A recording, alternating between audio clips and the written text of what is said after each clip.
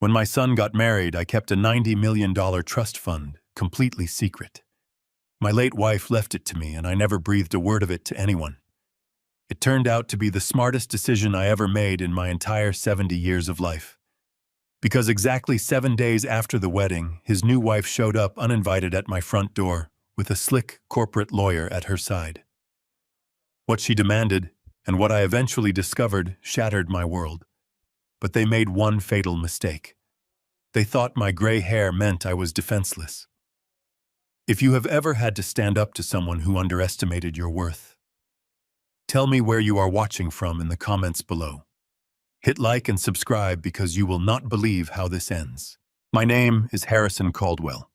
I am 70 years old, a retired mechanical engineer, and for the last 4 decades, I have lived a quiet, unassuming life in a modest ranch-style home in the suburbs of Dallas, Texas. It is a house built on memories. Every wooden floorboard, every creaking door hinge holds a piece of the life I shared with my late wife, Evelyn. When she passed away, she left behind a massive fortune from the sale of her technology patents. $90 million safely locked away in a private trust that only I controlled. But I never touched it. I continued to live on my basic pension, driving my old pickup truck and keeping the wealth a closely guarded secret.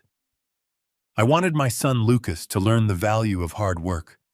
I wanted him to build his own life just like I did. It was a Tuesday morning, exactly 1 week after I had stood in a tuxedo and watched Lucas marry Monica. The air was already thick with the familiar Texas heat. I was in my living room peacefully repairing the gears of an antique grandfather clock. The rhythmic ticking of the brass components was the only sound in the house. I had my reading glasses resting on the bridge of my nose, my hands stained with a little bit of oil, completely lost in the simple joy of fixing something broken. Then the silence was shattered by the aggressive crunch of tires on gravel. I looked up through the front window. A pristine black Mercedes SUV pulled into my driveway, coming to a halt right behind my weathered truck. The engine cut off and the doors opened. Out stepped Monica, my new daughter-in-law. She was wearing a sharp designer white suit, her eyes hidden behind oversized dark sunglasses. She did not look like a woman dropping by to bring her father-in-law some leftover wedding cake. Her posture was rigid, her jaw tight. Out of the driver's side stepped a man I had never seen before. He looked to be in his late 30s, wearing a tailored navy blue suit and carrying a thick leather briefcase. He had the unmistakable predatory posture of a corporate lawyer. I wiped my hands on a rag and stepped out onto the porch, the wooden planks groaning familiarly under my boots. I offered a warm, welcoming smile, assuming there was some sort of post-wedding errand they needed help with. "Monica," I called out, shielding my eyes from the morning sun. "This is a surprise. Where is Lucas?" Monica did not smile back. She did not take off her sunglasses. She walked up the stone pathway, stopping at the bottom of the porch steps, keeping a physical distance between us as if I were carrying a contagious disease. She did not say a single word of greeting. Instead, she gestured slightly with her hand, signaling the man beside her to take over. The man stepped onto my porch. He did not extend a hand to shake mine. He simply opened his briefcase, pulled out a thick manila envelope, and dropped it onto the small patio table next to my rocking chair. The thud of the paper hitting the wood sounded unnaturally loud in the quiet morning air. "Mr. Caldwell," the man said. His voice was cold, rehearsed, and completely devoid of any human empathy. "My name is Bradley Thorne. I am the legal counsel representing the new owners of this property. I am here to formally serve you notice." I frowned, genuinely confused. I looked from the envelope to Bradley and then to Monica. "New owners? What on earth are you talking about? I have owned this house for 40 years. The mortgage was paid off 2 decades ago." Bradley adjusted his tie, looking at me with a mixture of pity and extreme annoyance. "Not anymore, sir. This property has been legally transferred and sold. The asset is currently in the process of being liquidated. You have exactly 72 hours to pack your personal belongings and vacate the premises. If you are still occupying this structure by 8 in the morning on Friday, the local sheriff will be called to forcibly remove you for trespassing on private property. The words hung in the air. 72 hours. Vacate. Trespassing. I felt a sudden sharp ringing in my ears. For a few seconds, my brain simply refused to process the absurd string of sentences this stranger had just spoken to me. I looked at Monica. She was staring past me, inspecting a chipped paint spot on the porch railing, looking completely bored by the destruction of my life. "Monica," I said, my voice dropping to a low, rough whisper. "What is this? Where is my son?" She finally shifted her gaze to me. She let out a heavy sigh as if dealing with a stubborn toddler. "Lucas is busy at the office, Harrison. He could not be here to deal with this drama. The house is sold. It is done. Bradley is just doing his job. You need to start packing instead of standing there asking pointless questions." My hands were trembling slightly, not from fear, but from a sudden, terrifying adrenaline rush. I reached down and picked up the manila envelope. I tore it open. Inside was a stack of legal documents: deeds of trust, transfer of ownership forms, sale agreements. My eyes scanned the dense legal jargon, looking for any explanation, any reason for this madness. Then I flipped to the last page. My breath caught in my throat. At the bottom of the page was a red county notary seal. Right next to it was a power of attorney declaration granting full legal authority to liquidate all real estate assets in my name. And right above the dotted line was my signature, Harrison Caldwell. It was a perfect match. The sweeping loops of the letters, the sharp angles. It was exactly how I signed my checks, my tax returns, my contracts. It was flawless. Except for one massive, horrifying detail, I had never signed that paper. I stared at the black ink. The realization crashed into me like a freight train. This was not a mistake. This was not a misunderstanding with the bank. This was a deliberate, calculated, and highly illegal forgery. And there was only one person in the world who had access to my old tax returns and filing cabinets to trace that signature so perfectly. My own flesh and blood. My son, Lucas. Bradley tapped his expensive watch. "I strongly suggest you start calling moving companies Mr. Caldwell. The new buyers are eager to begin renovations. I will leave my card on the table. Do not try to contact my clients regarding this matter again. Any further communication will be handled exclusively through my office." He placed a glossy white business card next to the envelope. Monica turned on her heel, her high heels clicking sharply against the stone path, and walked back to the Mercedes without looking back. Bradley followed her, getting into the driver's side. The engine roared to life and the SUV reversed out of my driveway, kicking up a cloud of white dust before disappearing down the suburban street. I stood alone on my porch. The Texas sun was beating down on my shoulders, but my entire body felt ice cold. My own son and his wife of 1 week had just ambushed me. They had forged a federal document. They had stolen the house I built with my own hands. They were throwing me out onto the street like a stray dog, believing I was just a poor, defenseless old pensioner who would have no choice but to surrender. I looked down at the forged signature again. A strange, eerie calm began to wash over me. The shock was fading, replaced by the analytical precision of a man who had spent his life solving complex mechanical failures. They thought I was weak. They thought I was naive. They had absolutely no idea about the $90 million monster they had just woken up. I folded the document, slipped it back into the envelope, and walked back inside the house. I had a phone call to make. I stepped through the front door and closed it quietly behind me. The heavy oak door shut with a solid, familiar click, sealing out the oppressive Texas heat and the lingering dust kicked up by Monica's departing Mercedes. Inside the house was perfectly still, save for the rhythmic, steady ticking of the grandfather clock I had been repairing just minutes earlier. It was a sound that had always brought me peace, a mechanical heartbeat that grounded me to this space. But now each tick felt like a relentless countdown. 72 hours. That was all the time they had given me. 3 short days to erase 40 years of my life. I walked slowly into the kitchen, my boots scuffing softly against the hardwood floors that Evelyn and I had painstakingly laid down ourselves. I placed the manila envelope on the cold granite island. The air conditioning hummed to life, sending a sudden chill over my sweat-dampened shirt. I did not panic.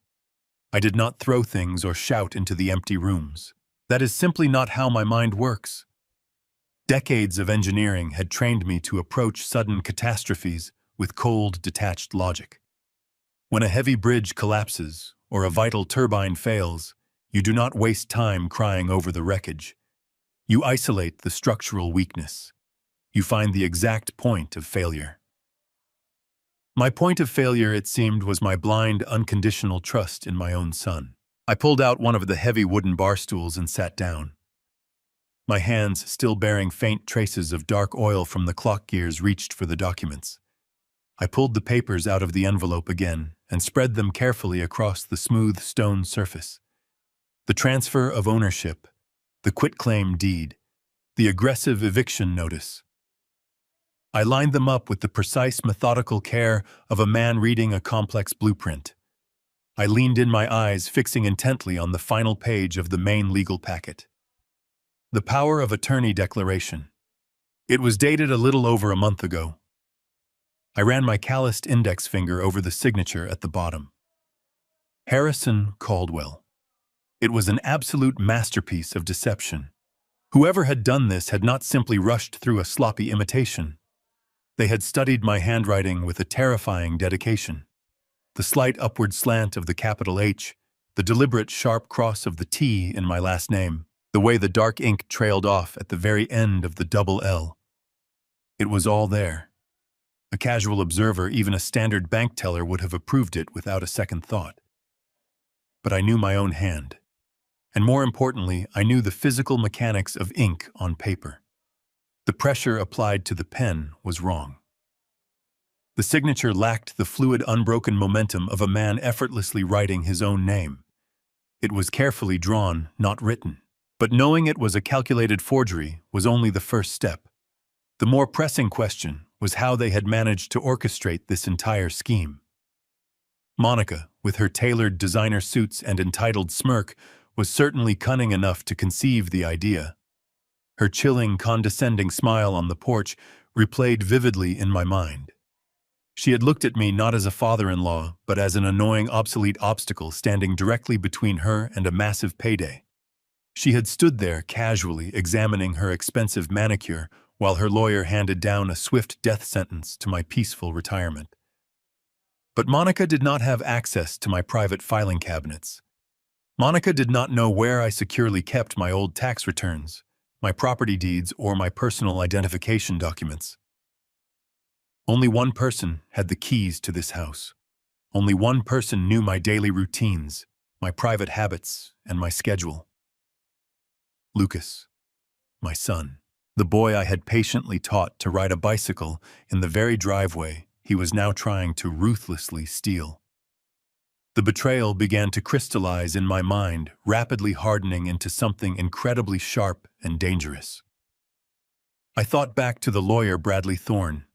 He had handed me that threatening card with the cold, calculated efficiency of a corporate executioner. He had explicitly mentioned a large moving crew arriving on Monday at exactly 8 in the morning. Why Monday? I asked myself, staring blankly at the kitchen wall. Why the intensely aggressive 72-hour timeline? In the ruthless world of commercial real estate and legal evictions, 72 hours is an impossibly narrow window. It is intentionally designed to induce immediate panic. It is a psychological warfare tactic meant to completely overwhelm the victim, forcing them to frantically scramble for moving boxes instead of securing a competent defense lawyer. They desperately wanted me disoriented. They wanted me exhausted and deeply humiliated, hauling black trash bags into the back of my old pickup truck before the weekend was even over. They knew perfectly well that if I had enough time to think clearly, if I had sufficient time to boldly contest the eviction through the proper legal channels, their fraudulent power of attorney would not hold up for a single second under the strict scrutiny of a federal judge. The aggressive speed of their sudden attack was their only real tactical advantage.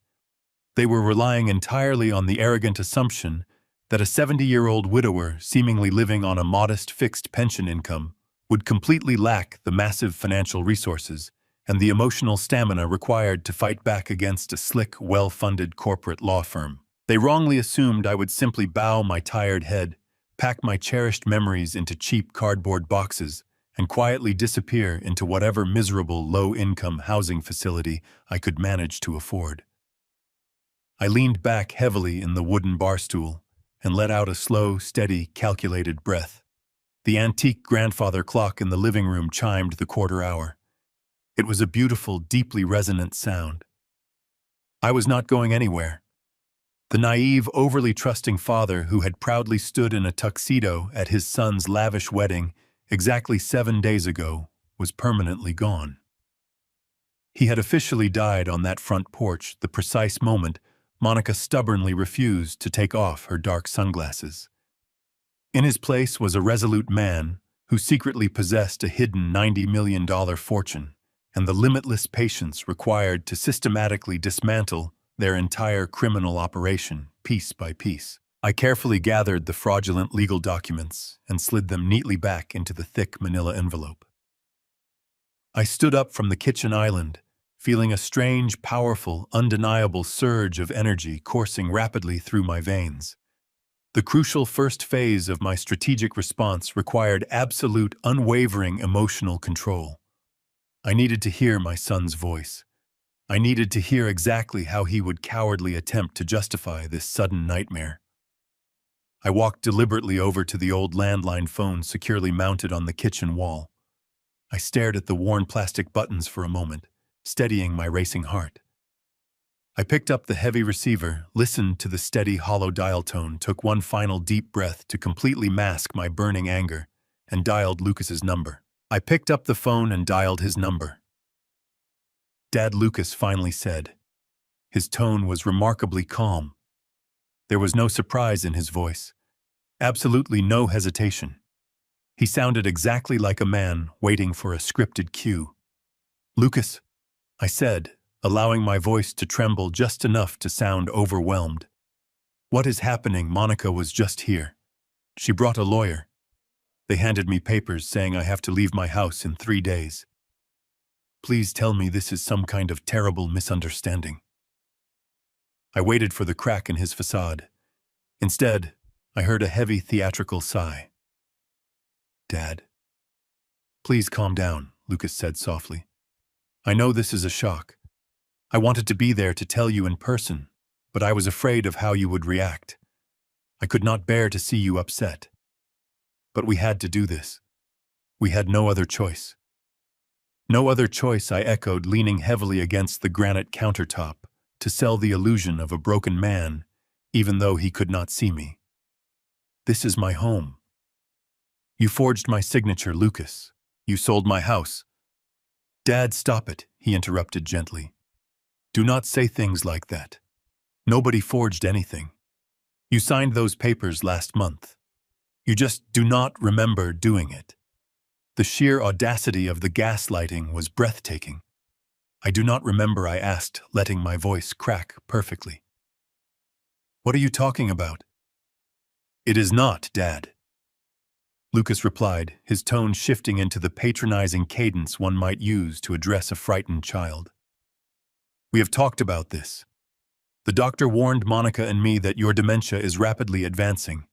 You are having severe memory lapses. You are becoming a danger to yourself." "Dementia," I repeated, genuinely stunned by the depth of his fabrication. "I have never been diagnosed with dementia in my life. I have not even seen Dr. Aris in over a year for anything other than a routine cholesterol check." "Dad, you are in denial," Lucas continued smoothly. "Do you not remember the gas stove incident last week? You left the burner on high. You nearly burned the entire house down. If Monica and I had not stopped by to check on you, you could have died. We cannot let you live alone anymore. It is simply not safe." I closed my eyes. the gas stove incident. The memory played back in my mind with crystal clarity.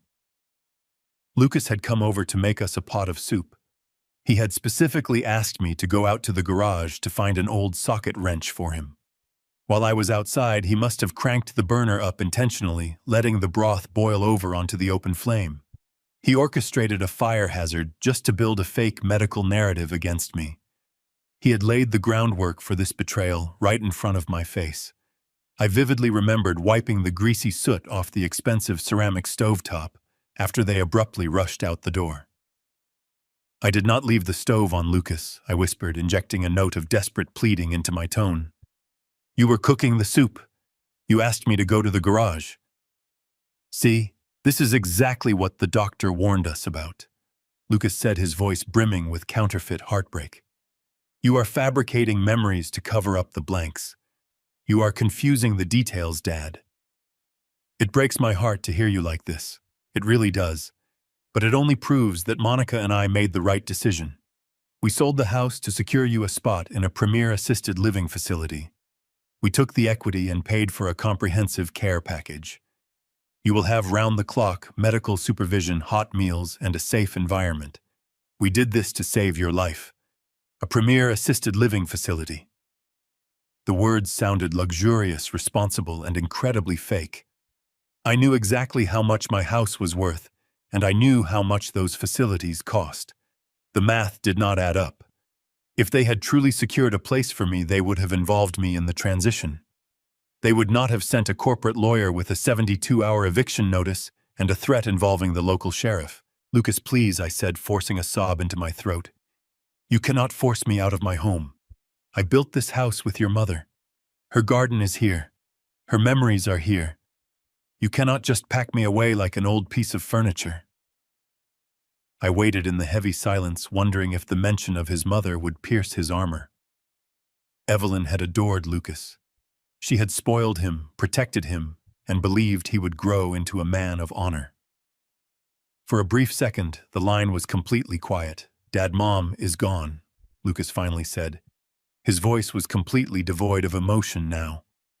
The sympathy had evaporated, leaving behind a cold, hard pragmatism. "And if she were here, she would want you to be safe. She would agree with us. You are no longer capable of making adult decisions. You are sick. You need to accept that."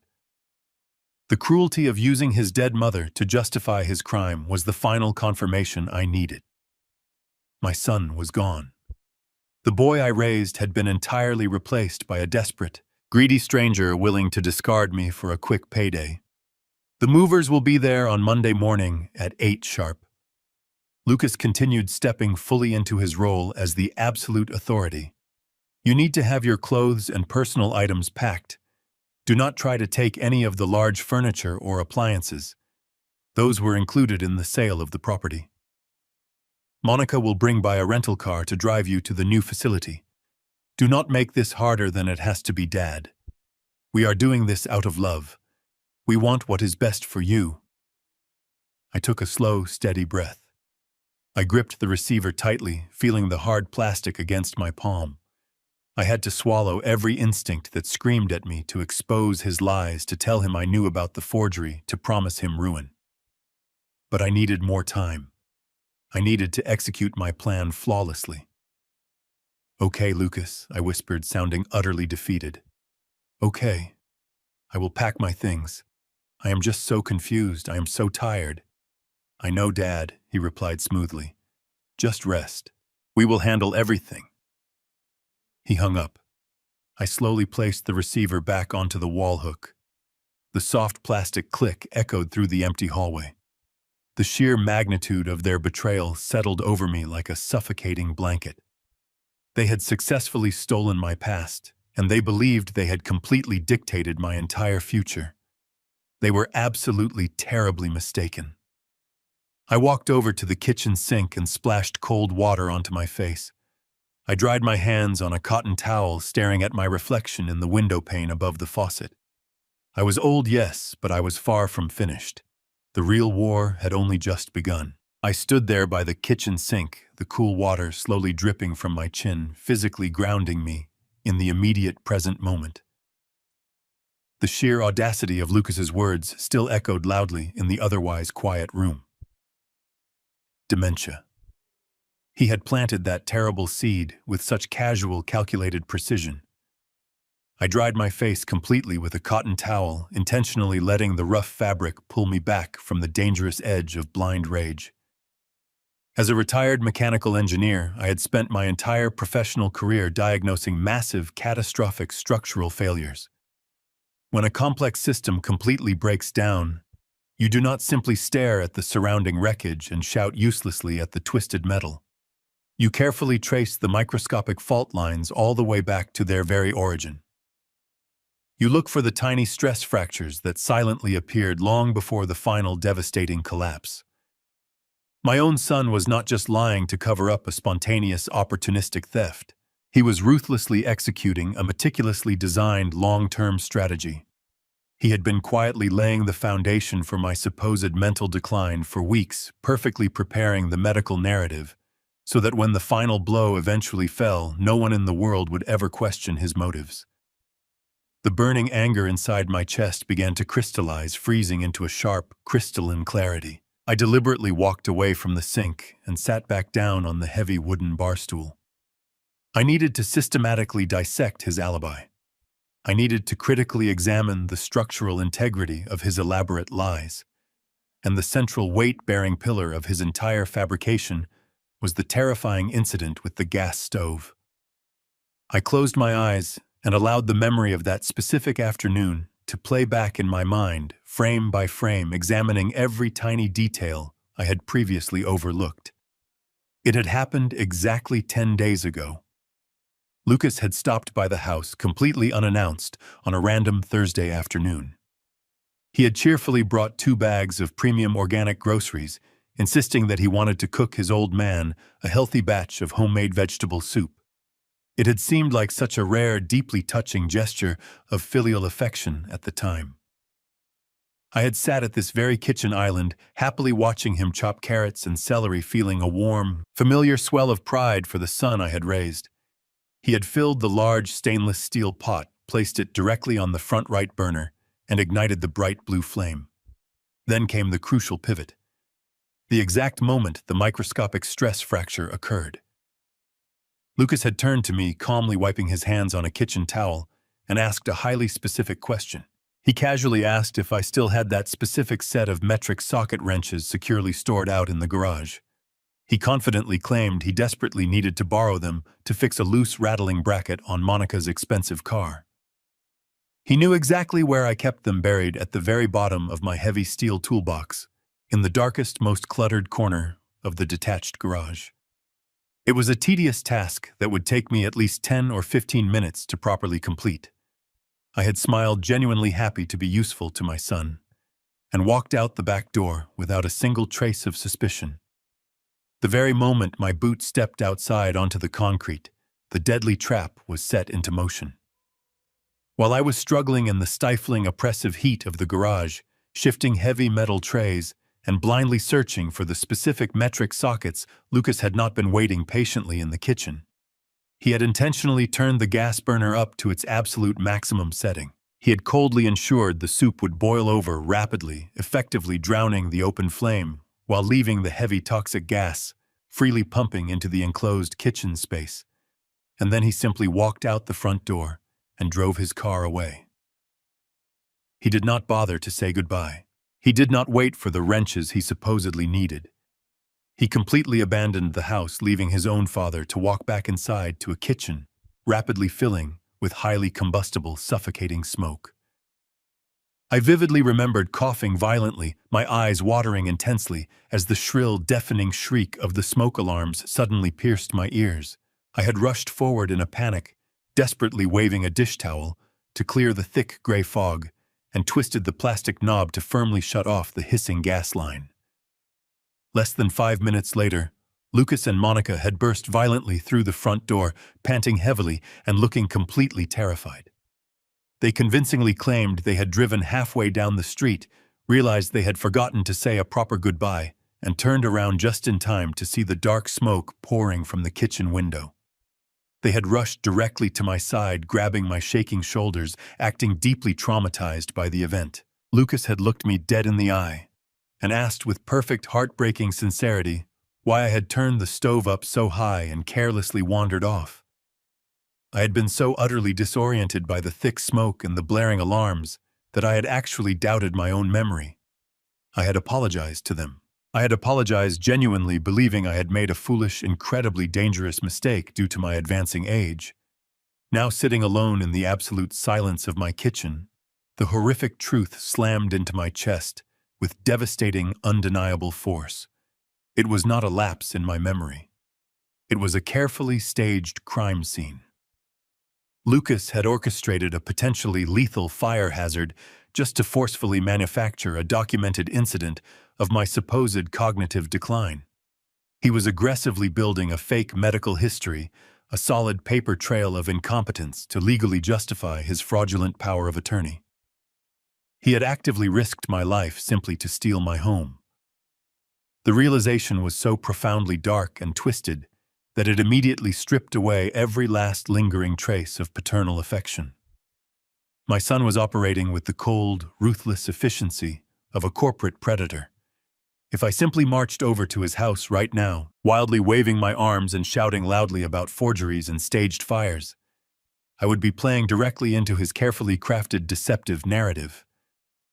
I would look exactly like a paranoid, deeply confused old man suffering from aggressive, late-stage dementia. The local authorities would look at his perfectly forged legal documents, listen to his remarkably sympathetic, practiced lies about the kitchen fire, and kindly escort me away to the psychiatric ward. Fighting them with honest, righteous outrage was a guaranteed, undeniable path to total ruin. I could not use brute force to win this battle. I had to use complete deception. I remained seated at the island, staring at the empty air, actively embracing my new reality. I had officially gone undercover in my own life. They wanted a helpless, compliant victim, and I was going to give them an award-winning performance. My son thought he was the master architect of my ultimate demise, completely unaware that he had just willingly handed me the exact blueprints to his own total destruction. I stepped away from the wooden barstool, leaving the kitchen island, to walk down the hall toward my private study. The heavy silence of the house pressed against my shoulders, but my mind was operating with a sharp, singular focus.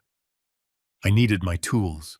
A mechanical engineer never relies solely on the naked eye when investigating a catastrophic structural failure. He relies on precision. I opened the top drawer of my heavy oak desk and pulled out my silver-framed reading glasses, settling them firmly onto the bridge of my nose.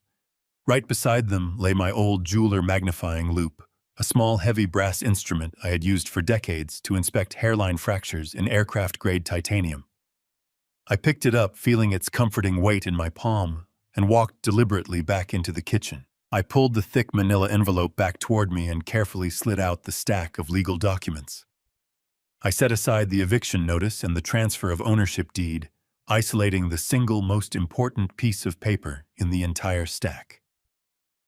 The power of attorney declaration. I smoothed the white sheet flat against the cool granite countertop. I leaned over, fitting the brass magnifying loupe over my right eye, and brought my face just a few inches from the paper. I had already confirmed that the signature itself was a masterful forgery, a near-perfect tracing of my own handwriting. But a signature alone does not make a legal document binding. It requires a witness. It requires a state seal. I dragged my focus away from the ink of my fake signature and slowly scanned down to the bottom left corner of the page. There, pressed sharply into the paper, was the official circular stamp of a Texas notary public. I adjusted the angle of the overhead kitchen lights to illuminate the faint embossed ridges of the blue ink. I read the tiny typed print inside the circular seal. The notary name was completely unfamiliar to me, likely a corrupt associate Bradley Thorne kept on his payroll specifically for dirty tasks like this. But it was not the name that made my breath catch in my throat. It was the date block located just below the seal. The printed text clearly stated that I, Harrison Caldwell, had personally appeared before this notary in Dallas, Texas.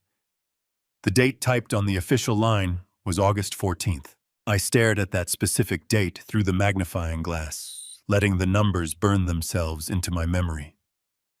August 14th. I slowly pulled the brass loop away from my eye and set it down onto the granite counter. A cold, hard smile tugged at the corners of my mouth. My son was incredibly intelligent, holding an advanced business degree and managing high-level corporate accounts. He had meticulously planned this entire fraudulent takeover, staging a kitchen fire to build a fake medical history and hiring a ruthless lawyer to execute the eviction. But in his arrogant rush to steal my home, he had made a fatal, sloppy administrative error. He had picked the wrong date on the calendar. I left the kitchen once again and walked back to my study. I bypassed the filing cabinets and walked directly over to the tall wooden bookshelf nestled in the corner of the room. I reached for a thick, weather-beaten leather journal sitting on the middle shelf. It was my personal fishing log. Since Evelyn passed away, I had made it a point to take one major, completely off-the-grid fishing trip every single year, documenting every catch, every weather pattern, and every location with the meticulous detail of an engineer. I carried the heavy leather book back to the kitchen and dropped it onto the island right next to the forged legal document. I flipped through the thick parchment pages, the smell of old paper and dried sea salt rising into the air. I bypassed the entries from the spring and early summer, my fingers tracing the margins until I landed squarely on the middle of August. There it was, written in my own unmistakable handwriting, backed by detailed sketches and coordinate locations. On August 14th, I was not in Dallas, Texas. I was not anywhere near a lawyer office or a notary public. On the exact day this document claimed I had personally signed away the rights to my home, I was over 3,000 miles away. I was standing on the freezing wet deck of a commercial deep-sea fishing charter right off the rugged coast of Kodiak, Alaska. The memories flooded back with absolute clarity. The biting, icy wind whipping across the bow of the boat. The massive, churning gray waves crashing against the hull. I remembered the distinct smell of diesel fuel and fresh bait. I remembered wrestling with a 60-pound halibut for nearly 40 minutes. But most importantly, I remembered the isolation. We were out in open water completely beyond the reach of any cellular towers or communication networks. I had not sent an email, made a phone call, or received a single text message for 5 entire days. I looked from the open pages of my fishing log to the fraudulent legal document. The contrast was beautiful. My son had tried to build an inescapable trap, but he had accidentally given me an ironclad, indisputable alibi. I had receipts for the plane tickets. I had the official passenger manifest from the charter company. I had credit card charges for the fishing gear rented at the marina. And I had 15 other fishermen on that boat, including the seasoned captain and his crew, who could absolutely testify under oath that I was stranded in the middle of the Alaskan Ocean, on the very day I supposedly walked into a Dallas office to sign away my estate. The power of attorney was not just slightly questionable. It was undeniably criminally fraudulent. The legal foundation of their entire scheme was built on a provable lie. I closed the leather journal, my mind racing through the mathematical probabilities of what this meant. If you find one critical structural flaw in a seemingly sound building, you must automatically assume the entire foundation is compromised. Lucas had willfully committed a severe federal crime to steal this house. He had crossed a line that most people would never even approach. If he was willing to frankly risk years in a federal penitentiary just to forge a property deed, what else had he touched? What other vital systems had he compromised while I was not looking? The chilling implications began to spread through my mind like a dark stain. The house was merely a physical asset that could be bought and sold. But my life was interconnected with dozens of other vulnerable points. If Lucas had successfully bypassed the legal safeguards to transfer a deed, he could easily bypass the security protocols on my standard finances. He knew my social security number. He knew my maiden name. He had all the answers to my security questions. I pushed the documents aside. The time for investigating the past was over. I needed to check my personal bank accounts immediately. I left the quiet solitude of my study and walked down the short hallway to the small spare room I used as a home office. It was a modest space filled with old drafting tables, rolled-up blueprints, and a sturdy, unremarkable desktop computer sitting in the corner. I sat down in my worn leather desk chair and pressed the power button on the computer tower. The machine hummed to life, the cooling fan whirring softly in the otherwise silent house. While I waited for the outdated operating system to load, I thought about the specific financial boundaries I had established with my son over the past decade. When Evelyn passed away and left me the Caldwell Trust, I made a conscious, deliberate decision to completely separate my daily life from that immense fortune. I wanted to remain the same man I had always been. I wanted to pay for my own groceries, mow my own lawn, and live within the reasonable means of a retired mechanical engineer. To maintain this careful illusion, I kept my original local bank account completely active. It was a standard public checking account holding exactly $40,000. It was the accumulated sum of my modest company pension and some conservative low-yield savings. This was the only financial account Lucas knew about. Whenever he visited, if he ever glanced at a bank statement sitting on the kitchen counter, he would see a comfortable but decidedly working-class balance. He believed that $40,000 along with the equity in this house constituted the absolute entirety of my earthly net worth. The computer screen finally brightened, casting a pale bluish glow across my face. I opened the web browser and navigated to the familiar login page of my local Texas bank. My fingers moved mechanically across the keyboard, typing in my username and my long, complex password. I clicked the button to submit my credentials. The page loaded slowly, the small spinning circle on the screen feeling like a physical weight pressing down on my chest. I took a steadying breath, preparing myself for whatever new violation I was about to uncover. The dashboard materialized on the monitor. I looked directly at the bold black numbers displayed at the very top of the page under the heading of available balance, $0.00. I leaned closer to the monitor, the harsh light reflecting off my silver reading glasses. I blinked momentarily, thinking the bank website was experiencing some sort of technical glitch. I refreshed the page. The screen flickered, reloaded, and displayed the exact same devastating number, 0. My account had been completely drained.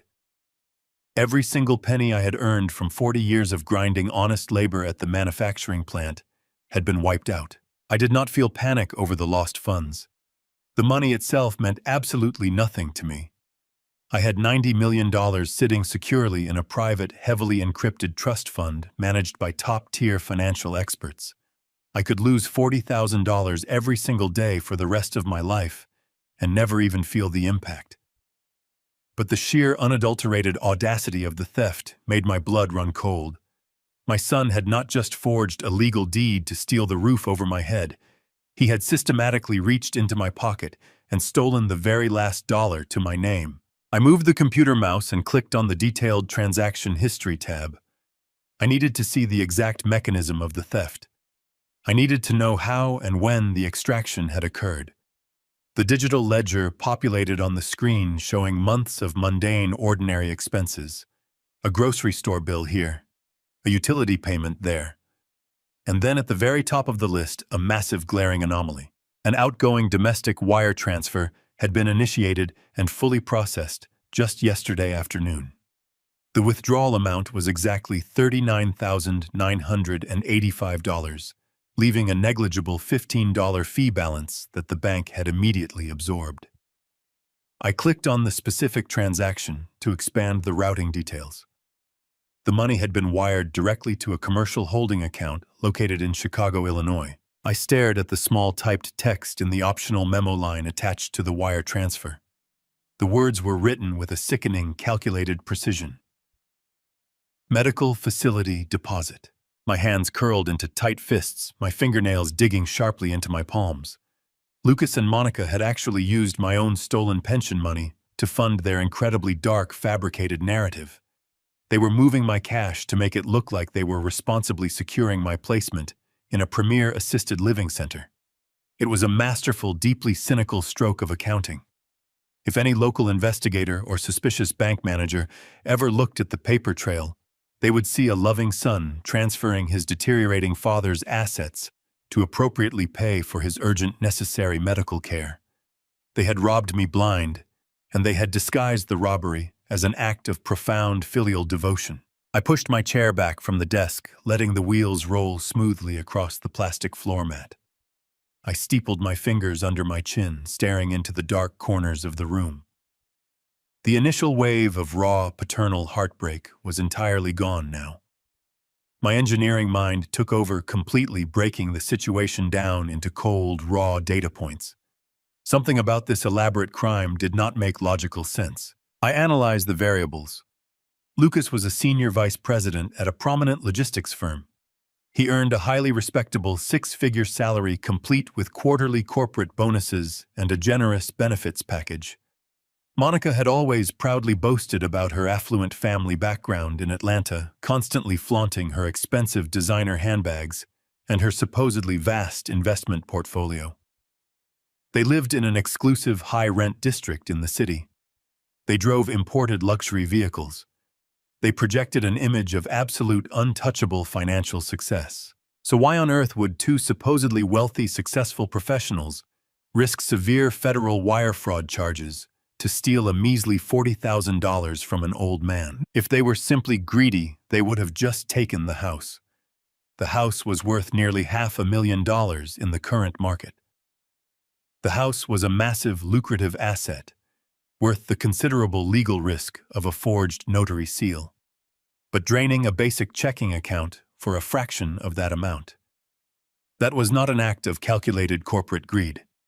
That was an act of pure, unadulterated desperation. People who have millions of dollars do not risk 15 years in a federal penitentiary to steal 40 grand. They only take that kind of terrifying absolute risk when their backs are pushed entirely against a wall. They only commit that level of sloppy, traceable fraud when they are absolutely frantic for immediate liquid cash. The realization settled over me with a heavy, ominous weight. Lucas and Monica were not wealthy. They were completely, devastatingly broke. Their entire lavish lifestyle was a hollow, crumbling facade. They were drowning in some kind of massive, suffocating debt, and the pressure had finally broken them.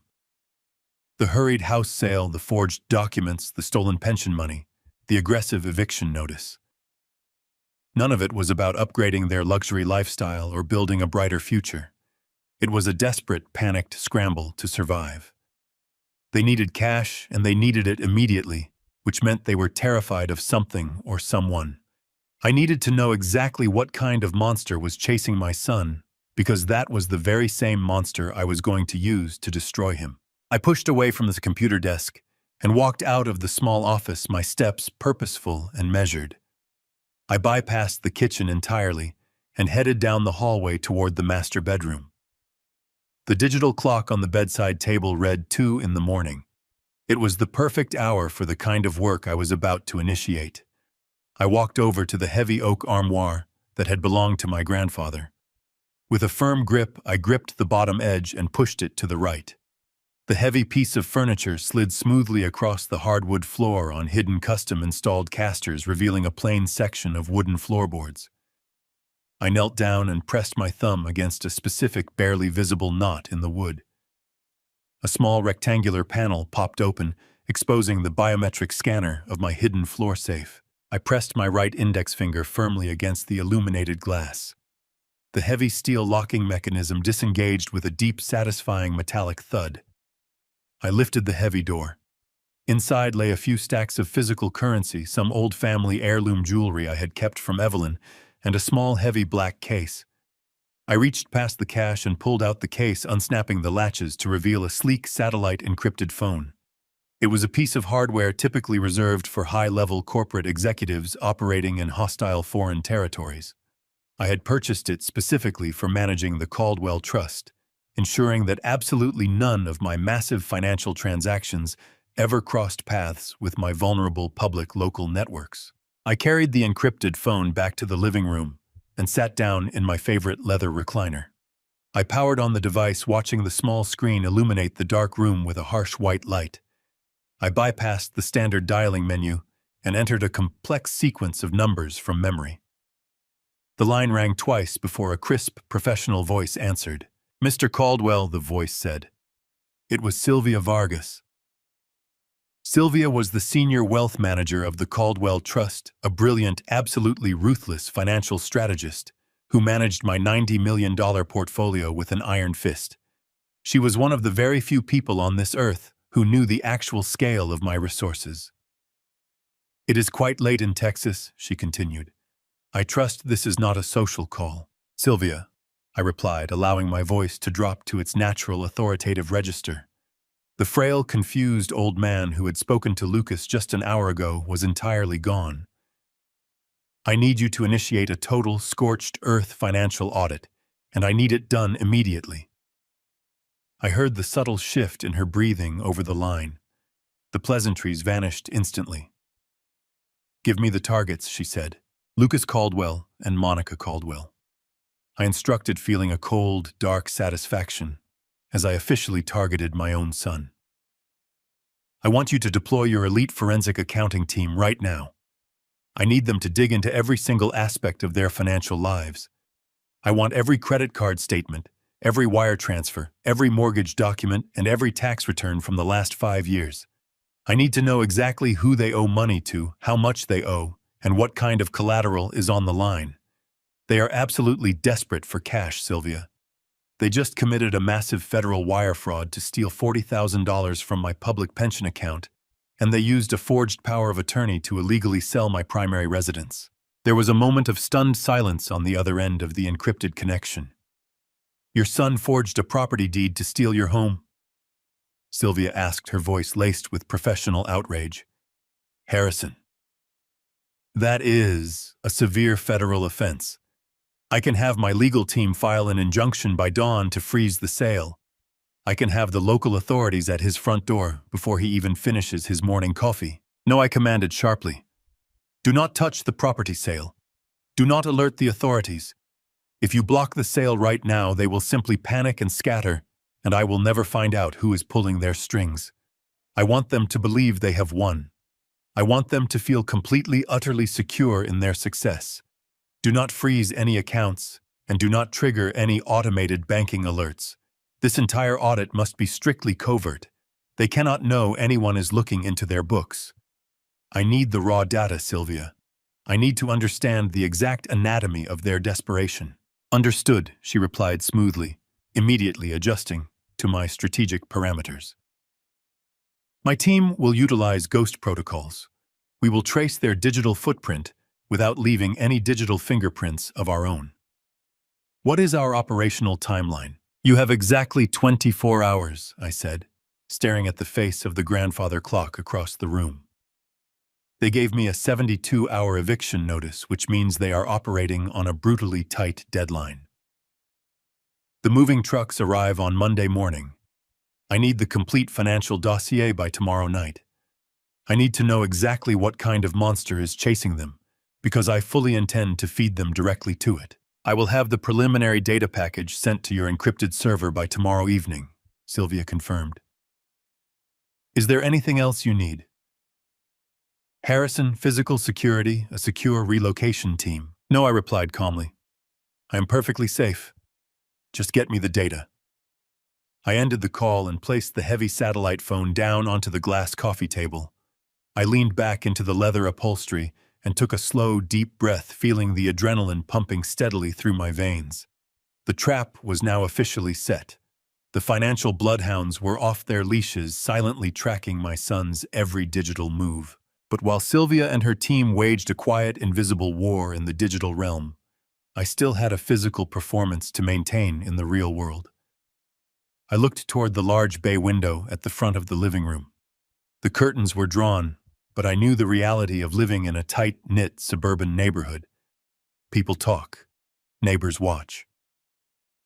If Lucas had dispatched anyone to drive by and check on my progress, or if nosy neighbors were simply peeking through their blinds, I needed to look the part of a defeated, compliant victim. I pushed myself up from the recliner and walked out to the attached garage. I found a stack of flattened, heavy-duty cardboard moving boxes stacked near the lawnmower. I grabbed half a dozen of them along with a roll of clear packing tape and carried them back inside the house. I dropped the supplies in the center of the living room floor. The loud, harsh ripping sound of the packing tape echoed loudly as I quickly assembled the first box. I folded the bottom flaps, taped them securely, and set the empty box near the front window, intentionally placing it where it would be clearly visible from the street. I was meticulously setting the stage for a devastating war. Lucas was about to learn the true cost of betrayal. I taped the final cardboard box shut and pushed it against the wall, perfectly completing the visual illusion for anyone peeking through the front window. It was time to initiate the next phase of my strategy. To dismantle their operation from the inside out, I needed a direct line into their private world. I walked into my bedroom and opened my nightstand drawer. Hidden beneath a stack of old reading glasses were two miniature audio recorders. I had purchased them years ago to secretly dictate engineering notes while crawling through tight industrial spaces. They were incredibly small, highly sensitive, and capable of recording continuously for 96 hours. I slipped both devices into my left jacket pocket. Next, I went to the hall closet and pulled down a small, heavy wooden chest containing Evelyn's most cherished antique photo albums. I wiped the dust from the lid and carried it to the kitchen counter. I picked up my phone and dialed Monica's number. I cleared my throat, forcing my vocal cords to tighten artificially, injecting a rough, wet tremor into my voice. She answered on the fourth ring. Her tone was sharp and impatient. I took a shallow, shaky breath and spoke. "Monica," I said, allowing my voice to break pitifully. "It is Harrison. I am so sorry to bother you." There was a heavy sigh on the other end of the line. "What is it, Harrison?" she asked, her voice dripping with extreme condescension. "We are very busy handling your transition." "I know," I whispered, sounding thoroughly defeated. "I am packing my things just like Lucas asked. But I found Evelyn's old photo albums. The facility only allows me to bring 2 small suitcases. I cannot bear to throw her memories into the trash. Could I please bring the box over to your place just to keep them safe? I promise I will not stay long." I could almost hear the gears turning in her head. She wanted me out of her life, but denying a weeping old man his dead wife's photo albums was a bad look even for her. Besides, allowing me to drop them off fed perfectly into her narrative of victory. She was the generous caretaker indulging my final pathetic requests. "Fine," she snapped. "But make it quick. Lucas is not home and I have a dozen calls to make." I thanked her profusely, laying the gratitude on thick, and ended the connection. I carried the heavy wooden box out to my truck and drove across town to their upscale neighborhood. They lived in a sprawling modern penthouse in one of the most expensive high-rise buildings in the city. As I pulled into the polished circular driveway and handed my keys to the uniformed valet, my mind recalled the stolen $40,000. This entire extravagant lifestyle was a desperate, hollow illusion funded by deceit and theft. I took the private elevator up to the top floor, my heart steady and my hands perfectly still. I stepped off into the private foyer and knocked timidly on their massive double doors. Monica opened the door wearing a silk designer robe, a sleek tablet clutched tightly in her manicured hand. She looked me up and down, her eyes narrowing with pure, unfiltered disgust. She did not see a retired engineer. She saw a pathetic, obsolete burden. "Come in," she commanded, stepping aside without offering to help me carry the heavy box. "Just put it somewhere out of the way. Do not scuff the hardwood." I shuffled forward, intentionally rounding my shoulders and shortening my stride to mimic a frail, disoriented old man. I clutched the heavy wooden chest awkwardly to my chest, letting my hands tremble just enough to sell the performance. As I crossed the massive sunlit living room, I purposely dragged my left boot, catching the edge of an expensive Persian rug. I stumbled forward, letting out a sharp gasp, and allowed the heavy box to slip from my grip. It crashed loudly onto the floor. Several thick leather photo albums spilled out, sliding across the polished wood. "Oh, for heaven's sake," Monica hissed, rolling her eyes toward the ceiling in sheer exasperation. "Harrison, watch what you are doing." "I am so sorry, Monica," I stammered, dropping to my knees with a practiced, pathetic clumsiness. "My hands just are not working right today. I am just so confused by everything." I began to slowly, shakily gather the scattered albums. Monica stood over me, making absolutely no effort to assist. Her expression was a portrait of pure contempt. She opened her mouth to scold me further, but her tablet suddenly began to ring loudly. She glanced at the screen, her eyes widening slightly. It was clearly a call she had been anxiously waiting for. "Just clean up this mess and leave the box in the corner," she snapped, turning her back on me without a second thought. "I have to take this call. Do not touch anything else." She walked swiftly away, pacing nervously toward the far end of the open-concept kitchen, already raising her voice to whoever was on the other end of the line. This was my exact window of opportunity. The moment her back was completely turned, the frail, trembling old man vanished instantly. I moved with the swift, silent precision of a mechanic. I reached into my left jacket pocket and pulled out the first miniature audio recorder. I slid silently across the floor toward their massive custom-designed sectional sofa. I reached underneath the heavy fabric, feeling for a solid wooden crossbeam. I pressed the adhesive backing of the small device firmly against the hidden wood, securing it perfectly near the center of the room. It would pick up every single conversation held in that living space. I quietly gathered the remaining photo albums, placed them neatly back into the wooden chest, and pushed the box securely against the wall. Monica was still pacing in the kitchen, her back to me, arguing intensely about a delayed wire transfer. I stood up smoothly and walked quietly down the wide hallway toward the master suite. I knew the layout of this penthouse.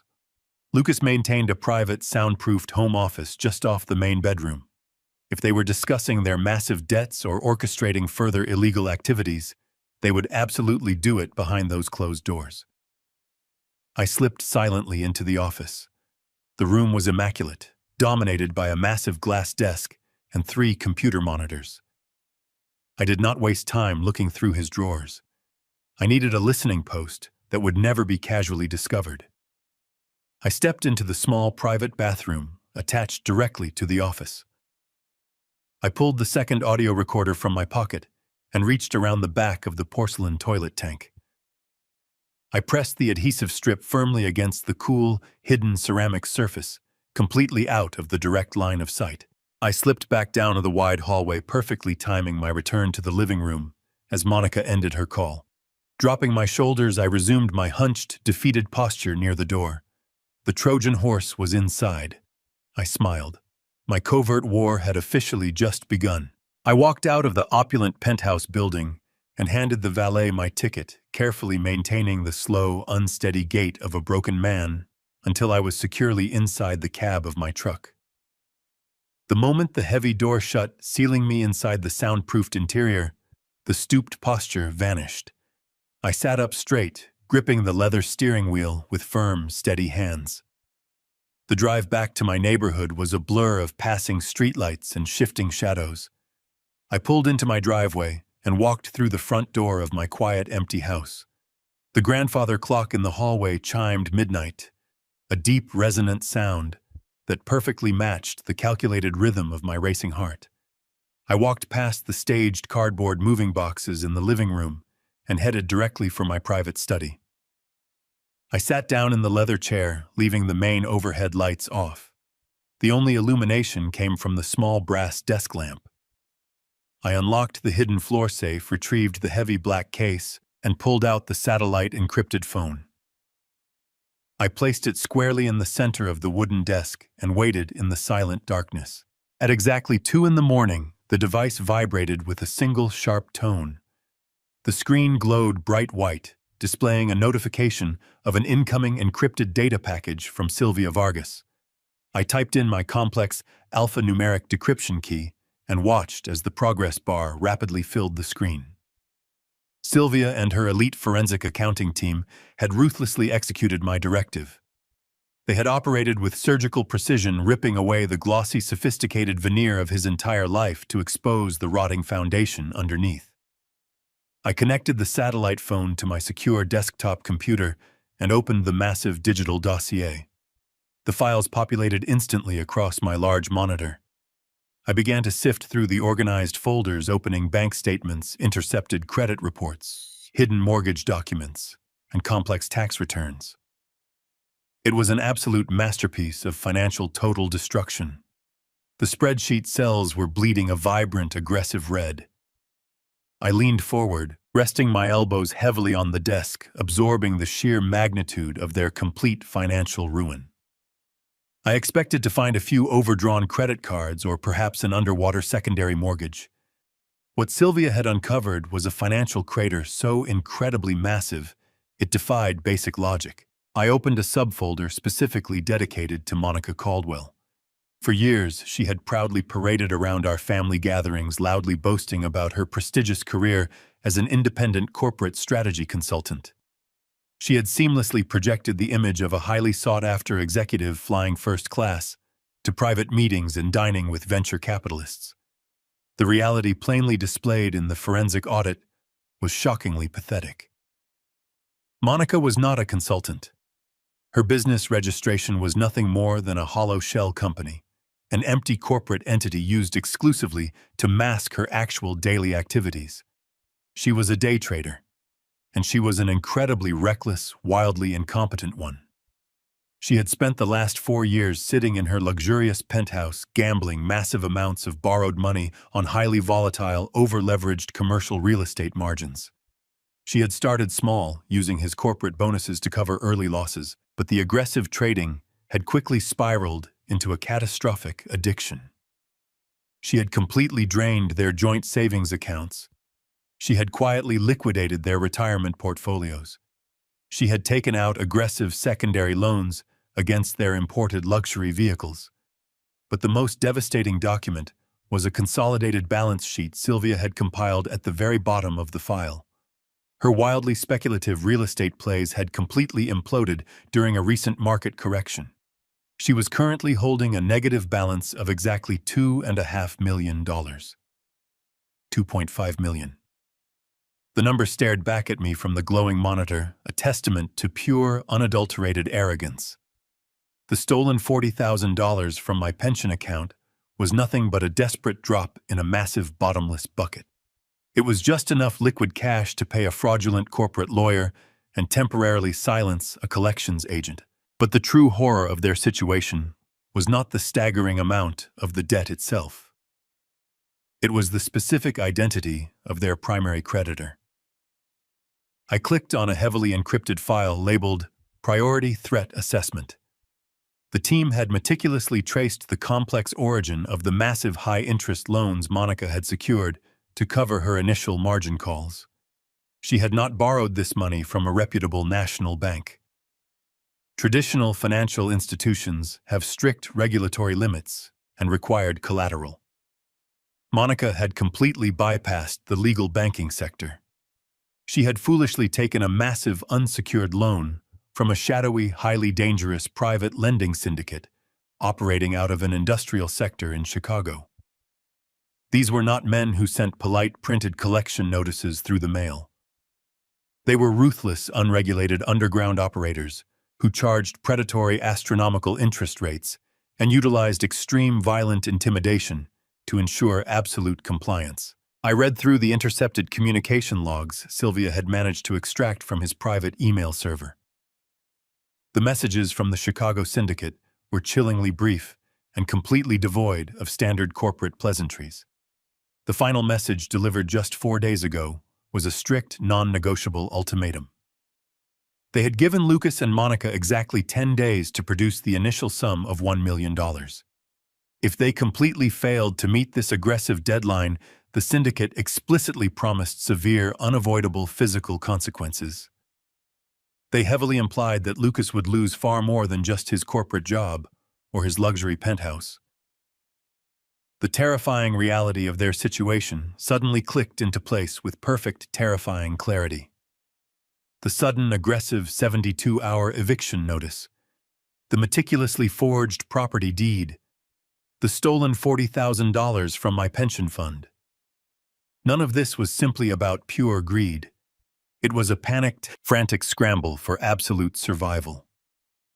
Lucas had realized he was 10 days away from having his legs broken by Chicago enforcers, and his immediate instinctual solution was to ruthlessly sacrifice his own father to the wolves. He intended to rapidly liquidate my house, steal the equity, and use my entire life savings to literally buy his own life back.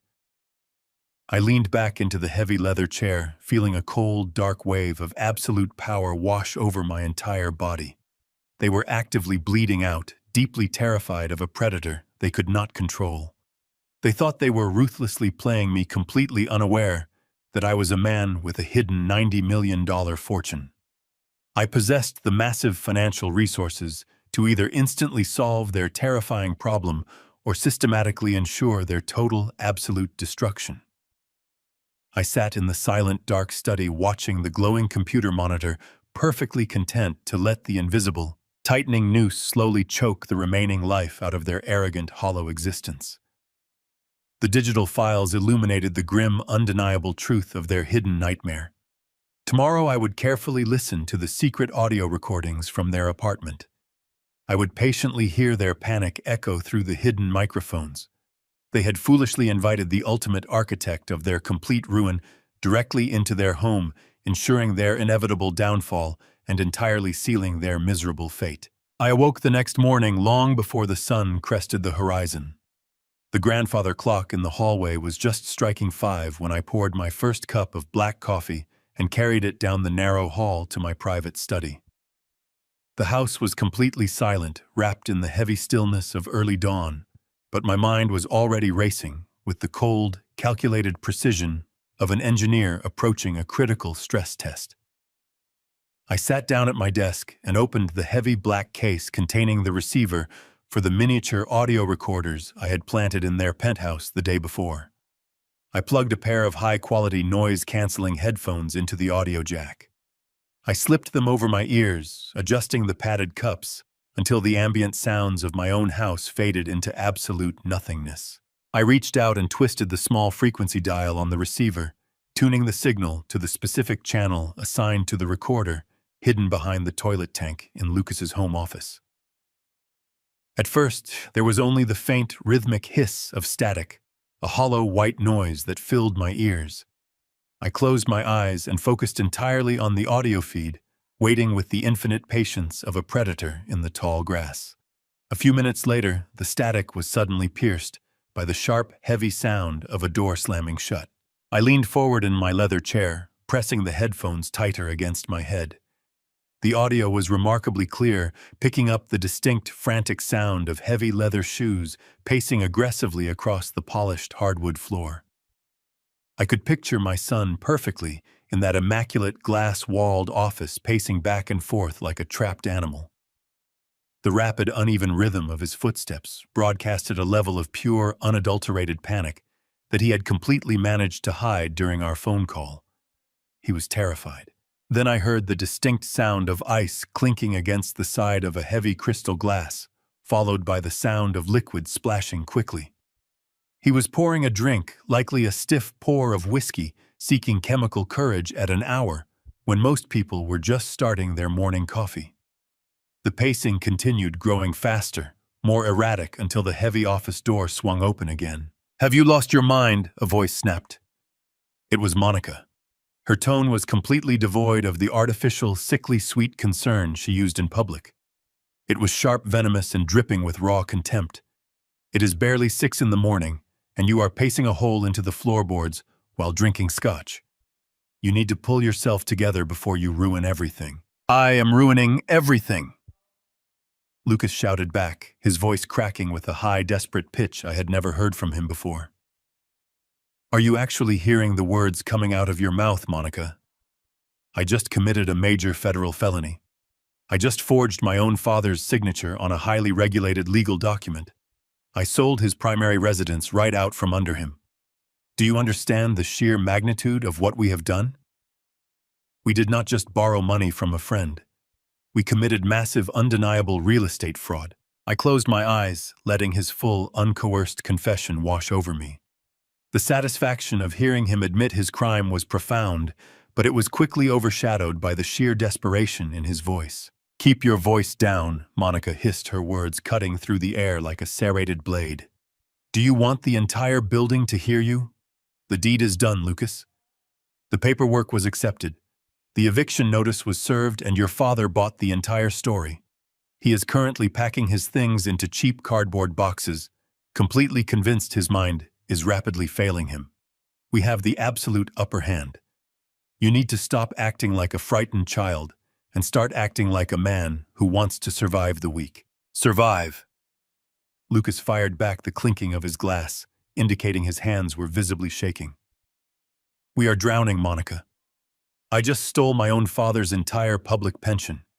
I wired $40,000 out of his personal retirement account yesterday afternoon just to pay the monthly interest on your massive leveraged debt. I wiped out his entire life savings, the money he worked 40 grueling years at the manufacturing plant to secure just to buy us a few extra days of breathing room.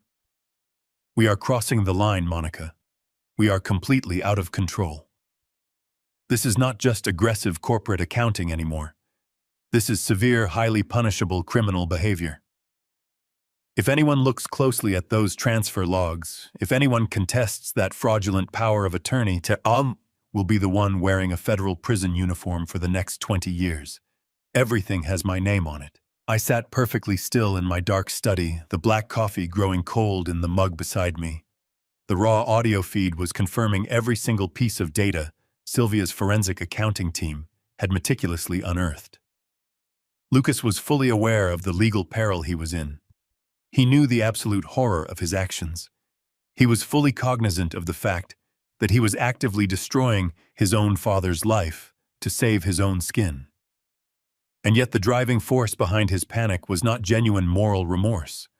It was not a sudden, painful realization of his failure as a son. It was simply the paralyzing, suffocating fear of getting caught. He was grieving his own potential loss of freedom, not the loss of his father's dignity. For a moment, the hidden microphone picked up only the sound of heavy, ragged breathing. I waited for Monica to offer some form of comfort, some empty reassurance to calm her spiraling husband. Instead, her response was so profoundly cold, so devoid of basic human empathy, that it chilled the blood in my veins. "You listen to me very carefully, Lucas," she said, her voice dropping to a low, dangerous whisper that commanded absolute attention. "You can stand there and cry about your father's miserable $40,000 pension all you want. You can feel guilty about a house he is too old to maintain anyway. But you seem to be conveniently forgetting exactly who we are dealing with." The pacing stopped entirely. The silence in the office was suddenly heavy and suffocating. "We are currently holding $2.5 million in debt," she continued, ruthlessly hammering the reality of their situation into his mind. "And we do not owe that money to a forgiving national bank.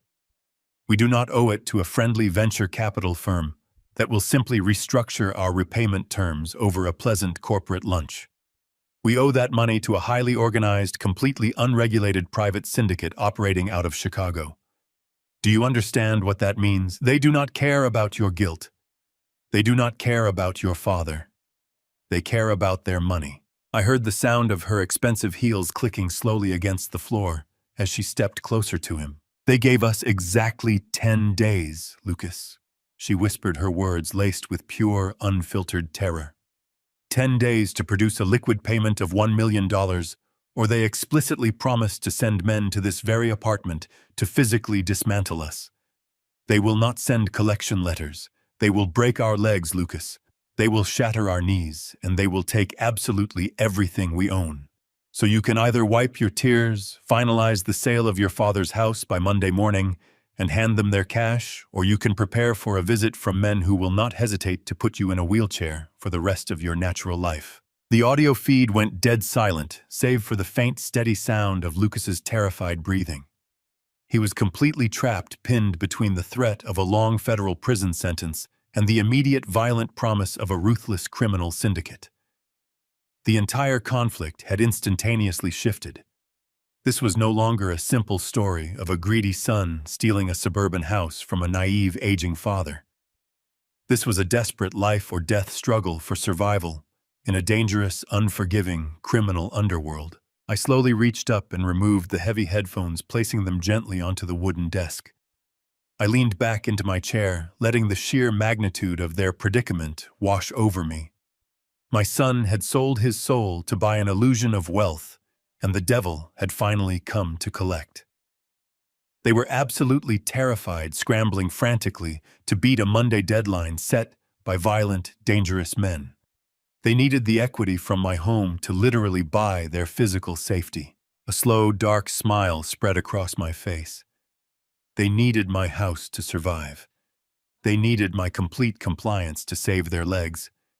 They were depending on the quiet, pathetic surrender of a confused old man. I picked up my coffee mug and took a long, slow sip. The bitter, dark liquid grounded me perfectly in the moment. The trap was set, the timeline was established, and I held the absolute power to let the syndicate tear them apart, piece by piece. I sat perfectly still in the dimly lit study, the heavy leather headphones pressing firmly against my ears. The initial shock of discovering their massive debt to the Chicago syndicate had temporarily numbed my senses, but the audio feed from their penthouse was far from over. I reached out and rested my hand against the cold ceramic surface of my coffee mug, needing a physical anchor to keep myself grounded in reality. Through the static-free connection, the acoustic landscape of their luxurious living room painted a vivid picture in my mind. The rapid, frantic pacing of my son had momentarily ceased. The heavy silence that followed was thick with unspoken tension, a brief pause in a conversation that was rapidly spiraling out of control. I took a slow, measured breath, waiting for the next inevitable fracture in their crumbling facade. Lucas was the first to break the quiet. His voice sounded hollow, stripped of all its usual corporate confidence. "Okay," Lucas said, his tone wavering with a sickening blend of fear and exhaustion. "Okay, we have the house equity coming. We have the $40,000 from his pension account. We can pay the syndicate their initial $1 million by Friday. But what about the rest of it, Monica? What about my father?" The lawyer gave him 72 hours. "The movers are scheduled for Monday morning. We still have to pay for his medical transition. Those premier assisted living facilities demand massive deposits up front, and we just diverted his entire pension to cover your margin interest. How are we supposed to pay for his care package now?" I pressed the headphones closer, my entire body tensing, in anticipation of her answer. I fully expected Monica to suggest taking out another fraudulent loan, or perhaps liquidating whatever small assets they had left to cover my entry into some modest state-run nursing home. What I heard instead was a sound that will haunt me for the rest of my natural life. Monica laughed. It was not a nervous laugh or a bitter chuckle born of their desperate circumstances. It was a cold, sharp, genuinely amused sound that echoed brightly across their expensive hardwood floors. It was the laugh of a predator admiring its own trap. "A premier assisted living facility," Monica repeated, her voice dripping with profound, unfiltered mockery. "Are you honestly still clinging to that ridiculous script, Lucas? That was the story we fed to your father to keep him compliant. That was the medical narrative we gave to Bradley Thorne so the lawyer would feel comfortable drafting the eviction notice. Do you actually think I would waste a single dime of our remaining capital on a luxury retirement suite for that old man? Then where is he going?" Lucas demanded, his voice rising in sudden panic. "Monica, the movers are bringing a transport vehicle on Monday. We told him he was going to a care facility. Where did you tell the transport drivers to take him?" "I found a place," Monica stated calmly, the sheer casualness of her tone striking me like a physical blow. "It is not a premier facility, Lucas. It is not even a registered medical clinic. It is an unlicensed off-the-grid hospice compound located about 10 miles north of the Mexican border. I wired a non-refundable deposit of exactly $2,000 to the property manager through an encrypted offshore account. That leaves us with $38,000 from his pension to pay the Chicago syndicate. Your father is not going to a luxury resort, Lucas. He is going to a warehouse. A warehouse, Lucas stammered, the horror finally bleeding into his voice. Monica, what are you talking about?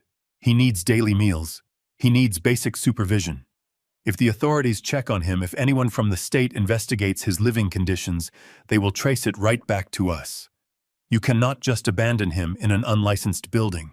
Nobody is going to check on him. Lucas, Monica replied, her voice dropping into a chilling deadpan register. It is a black hole.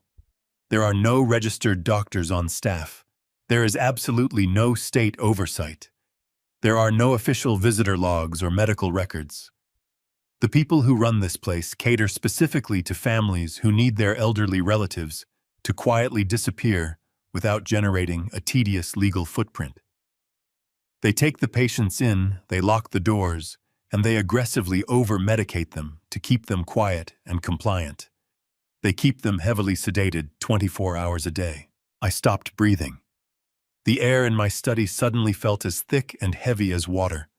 I stared blindly at the glowing computer screen, my mind struggling to process the absolute, unadulterated evil radiating through the headphones. They were not just stealing my money. They were not just taking my house.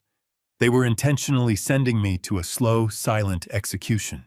At his age, Monica continued smoothly, entirely unfazed by the monstrous nature of her own words, with the sudden physical stress of the eviction and the heavy chemical sedation. His heart will give out in less than a month. Probably much sooner. It is a biological certainty. And when it happens, the facility will quietly dispose of the remains. There will be no formal autopsy. There will be no official police investigation. Nobody will ask any questions, Lucas. The problem will simply solve itself, and we will be completely free to liquidate the rest of his estate to pay off the Chicago lenders. The audio feed hissed softly in my ears. I waited for my son to scream. I waited for Lucas to violently reject this horrific conspiracy, to draw a final moral line, and tell his wife that he would absolutely not be an active accomplice to his own father's premeditated murder. A month, Lucas whispered. His voice was completely devoid of anger. There was no outrage. There was only a quiet, sickening resignation. Are you absolutely sure there is no paper trail? Are you sure the transport drivers will not talk? The drivers are private contractors, Monica assured him coldly. They are paid in untraceable cash to transport cargo, not to ask questions. Your father will get in the car on Monday morning, and that will be the very last time we ever have to deal with him. I reached up with trembling hands and pulled the headphones off my head, dropping them heavily onto the wooden desk. The mechanical ticking of the grandfather clock in the hallway seemed deafening now, a relentless countdown to a scheduled execution. The conflict had entirely shifted its shape. I was no longer a retired engineer fighting a fraudulent property deed. I was a man actively fighting for my very survival against two ruthless predators who viewed my death as a convenient financial transaction. They had removed every boundary of human decency. I stood up from my chair, my heart cold, and my resolve completely hardened into impenetrable steel. I looked closely at the black monitor, watching my own reflection stare back at me with cold eyes that no longer recognized the concept of mercy. The time for gathering quiet evidence was officially over. As my hand moved toward the heavy black receiver to sever the connection, a sharp, sudden crackle of static echoed from the padded headphones resting on the mahogany desk. I paused, my fingers hovering just inches above the smooth power dial. The ambient hiss of their luxurious living room had changed, replaced by a tense, heavy silence that signaled the conversation was not entirely finished. Driven by a morbid, masochistic need to hear the absolute bottom of their depravity, I slowly picked up the headset and pulled it back over my ears. Lucas was speaking again, his voice much lower now, stripped of its previous frantic energy and replaced by a hollow, trembling uncertainty. He was pacing slowly near the massive glass window of his office, his breath hitching painfully in his chest. Monica. He whispered, the sound barely registering on the highly sensitive hidden microphone. "We do not have to go this far. We can just take the equity from the house sale. The property will easily clear enough cash to pay the Chicago syndicate their initial $1 million by Friday afternoon. We can give them exactly what they demand right now, and we can find a standard basic care facility for my father. A state-run place. Somewhere cheap, but somewhere relatively safe. We absolutely do not need to send him to a border compound to die in a dark room." The silence that followed his desperate plea was thick, heavy, and completely suffocating. I could hear the faint clinking of ice against crystal as Monica stepped closer to him. "You are incredibly naive, Lucas," she said, her tone entirely devoid of any marital affection or basic human warmth. "You are staring directly at a burning building and trying to calculate the cost of a fire extinguisher. The $1 million we are paying the syndicate on Monday morning is merely a good faith deposit to stop them from breaking our legs. It temporarily buys us time, but it absolutely does not buy our permanent freedom. We still owe them another $1.5 million in principal plus a weekly VIG that is compounding at a highly predatory, violent rate. The house equity barely covers the initial blood money. Once the bank takes its cut and the remaining local creditors take theirs, we will be left with absolutely nothing. We will lose this expensive penthouse. We will lose the imported cars. We will be completely ruined." Lucas let out a pathetic, stifled sob that echoed sharply across the audio feed. But sending him down there, he stammered, his voice breaking, knowing exactly what they do, knowing how they deliberately over-medicate them until their hearts stop beating. "Monica, that is not just financial fraud. If anyone ever investigates, if any authority looks closely, that is a homicide charge. I cannot have that immense weight on my conscience. I cannot just sit here in this apartment and wait for a phone call telling me my own father is dead." "You will not just be waiting for a phone call," Monica replied smoothly, her voice gliding over the encrypted audio feed with the chilling, detached calmness of a venomous snake. "You will be waiting for a very specific, highly lucrative financial payout." I held my breath, gripping the solid edge of my wooden desk, as her poisonous words hung heavily in the air. "What are you talking about?" Lucas asked, his voice shaking with fresh, terrible confusion. 6 months ago, when I first realized my commercial real estate margins were completely collapsing.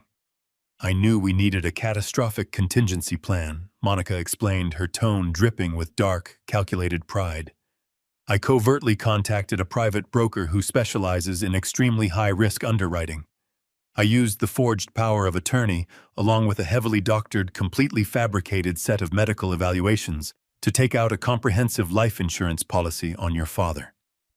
Lucas gasped, a sharp, sudden intake of air that rattled the sensitive microphone. "A life insurance policy," he whispered in disbelief. "For how much money?" $5 million, Monica stated, the massive number ringing out with absolute, devastating clarity. "It is a massive ironclad policy, but it has a very specific, stringent stipulation regarding his advanced age and his supposed pre-existing conditions. If he passes away naturally in a care facility, the payout is fully expedited and completely unquestioned. That is exactly why we are not sending him to a standard state-run home where legitimate doctors might ask inconvenient questions or attempt to prolong his life. That is exactly why I found the underground border hospice. It provides a guaranteed, entirely untraceable outcome. Within a month, his fragile heart will naturally fail from the intense chemical stress. The facility will quietly issue a standard, unremarkable death certificate. We simply submit the final paperwork. The insurance company wires $5 million directly into our offshore holding account, and we instantly wipe out the Chicago syndicate forever. We pay off the remaining $2.5 million, and we keep the other half to quietly rebuild our entire luxury portfolio." The sheer monumental scale of her malice hit me with the physical force of a speeding freight train. They were not merely stealing the modest roof over my aging head. They were not simply abandoning an old man to save themselves from a catastrophically bad financial bet. They had actively, meticulously orchestrated my premeditated assassination for pure, unadulterated profit. They were treating my impending murder as a brilliant corporate bailout strategy. Monica had coldly priced the remainder of my life at exactly $5 million, and she was flawlessly executing the deadly transaction with the casual, sociopathic efficiency of a routine stock trade. I sat frozen, waiting for my only son to finally break. I waited for the boy I had lovingly raised to finally shatter this demonic illusion, to violently strike down the absolute monster standing in his office, and violently refuse to be a willing party to brutal patricide. I listened closely to his ragged breathing, absorbing the sickening sound of his moral compass permanently fracturing under the crushing, terrifying weight of his own pathetic cowardice. 5 million. Lucas repeated slowly, the initial horror in his trembling voice slowly morphing into a sick, twisted realization of ultimate salvation. That massive amount would clear absolutely everything.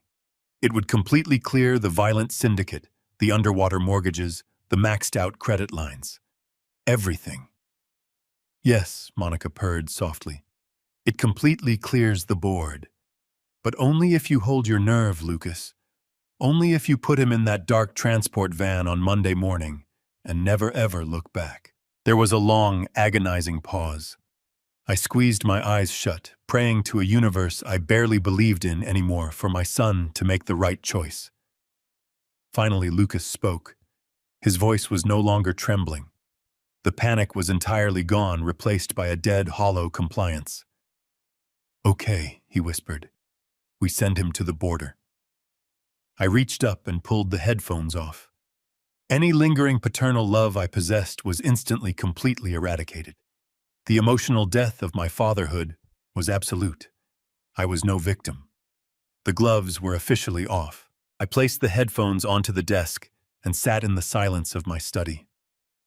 The shadows seemed to stretch, mirroring the grotesque distortion of my reality. My son and his wife were not just thieves. They were actively plotting to murder me for a $5 million insurance payout. They intended to ship me to a border facility to be chemically executed to save themselves from a criminal syndicate. A normal man would have dialed the police. A normal father would have called the authorities, handed over the encrypted audio files, and let the justice system arrest Lucas and Monica for conspiracy to commit murder. But I was no longer a normal father.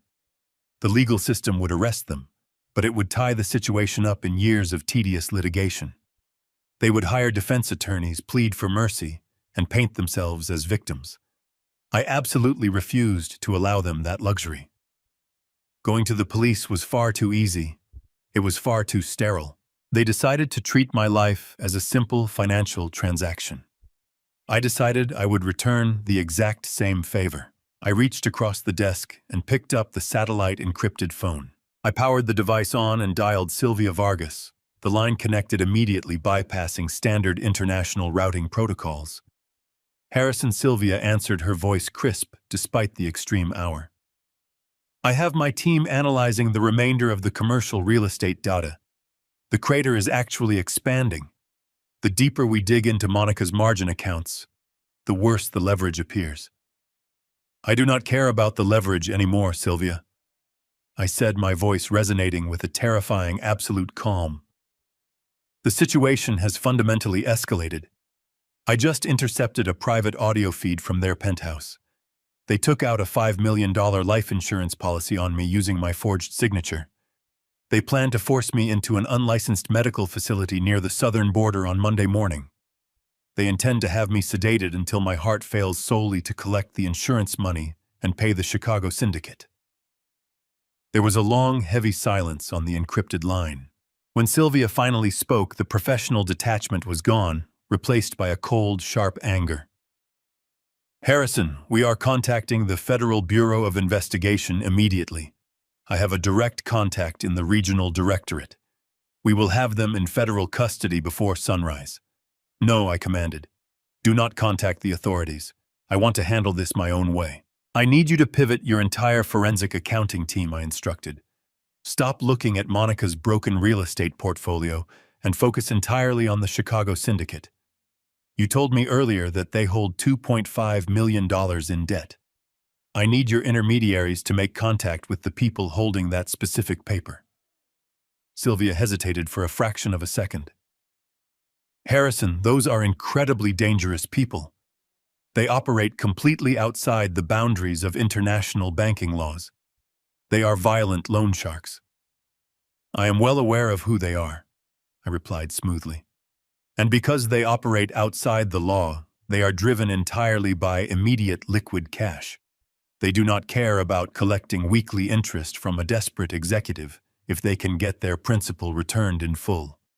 I want you to authorize a direct transfer from the primary accounts of the Caldwell Trust. You are going to use my money to buy Lucas and Monica's debt. You want to pay off their loan? Sylvia asked, genuine confusion bleeding into her voice.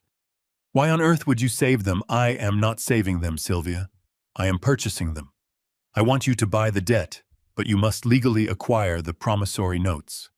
Transfer the entire $2.5 million obligation away from the Chicago syndicate and assign it directly to a private holding corporation that I completely control. I want the syndicate to get their cash, and I want them to legally sign over every single ounce of leverage they hold over my son. Sylvia let out a slow, understanding breath. You want to become their executioner, she murmured. I want to own the axe that is currently swinging over their necks, I corrected her. How fast can your intermediaries move the funds and secure the paper? For a lump sum cash buyout of that magnitude, the syndicate will move instantly, she confirmed, returning to her usual ruthless efficiency. I will route the funds through 3 separate shell corporations to ensure the origin remains entirely anonymous. The Chicago lenders will simply think a larger, aggressive, predatory group bought out their local interest. I will have the digital contracts drafted and the funds wired within the hour. Do it, I said, and terminated the connection. I sat in the dark watching the digital clock on my computer monitor tick forward. The minutes dragged by with an agonizing heavy weight.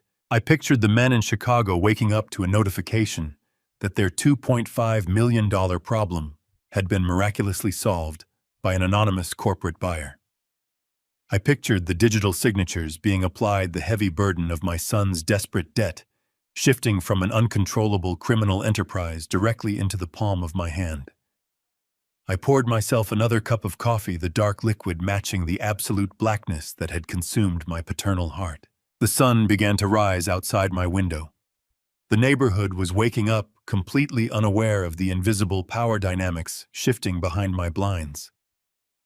I did not feel tired. The adrenaline of the ultimate betrayal had completely rewired my nervous system. I remembered the sick, relieved tone in my son's voice when he agreed to my murder. He believed he was a master manipulator who had successfully navigated a terrifying crisis by discarding his aging father.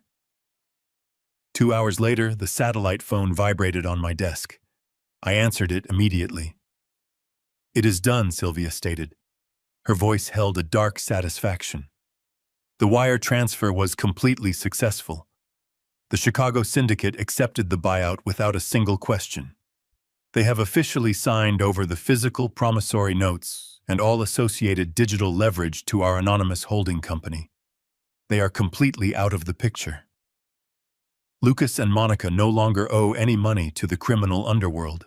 They owe exactly $2.5 million directly to you. They are required to produce the initial $1 million payment on Monday morning, or the holding company has the absolute legal right to initiate immediate catastrophic asset seizure. I thanked Sylvia and set the phone down. The transition was absolute. I was no longer the confused, vulnerable old man packing his belongings into cardboard boxes. I was no longer the victim of an aggressive, ungrateful child. I was the architect of their total destruction. I possessed the absolute legal and financial authority to crush them. They were planning to steal my home and end my life on Monday morning. I smiled at the glowing monitor. I was going to let them walk right through my front door entirely confident in their sick, twisted victory, and then I was going to drop the executioner's axe directly onto their arrogant heads, The morning of the 72nd hour arrived with a clear sunrise that painted the sky in brilliant strokes. I stood by the bay window watching the gentle light spill across the lawns. It was Monday, exactly 8 o'clock in the morning. The quiet serenity was suddenly broken by the grinding gears of a large commercial moving truck. It parked directly in front of my driveway, its engine rumbling with an invasive energy. The brakes hissed loudly as the driver killed the engine. Behind the moving truck, a sleek silver sedan pulled up to the curb. I watched from the shadows as Lucas stepped out of the driver's side. He was dressed in a sharp business suit, looking every inch the successful corporate executive. Monica emerged from the passenger side clutching her designer handbag, her face set in an expression of grim, determined annoyance. A moment later, a third vehicle arrived. It was Bradley Thorne, the corrupt attorney they had hired to facilitate the fraudulent transfer of my property. He grabbed a thick leather briefcase from his back seat, adjusting his tie with a smug, self-satisfied smirk. They gathered on the sidewalk, exchanging brief, hushed words. They were entirely confident in their victory. They were fully expecting to unlock my front door and find a broken, sobbing old man, surrounded by cheap cardboard boxes, ready to be quietly shipped off to a dark, unmarked grave. They believed they were walking into the final triumphant chapter of their brilliant financial rescue plan. I walked over to my full-length mirror. I was not wearing the faded flannel shirts that had become my daily uniform. Instead, I wore a perfectly tailored charcoal gray suit, woven from imported Italian wool. It was a garment from my previous life preserved in a hidden cedar closet. I adjusted my collar and tightened the knot of my deep burgundy silk tie. I slipped a vintage platinum watch onto my left wrist, feeling the familiar weight of undeniable wealth.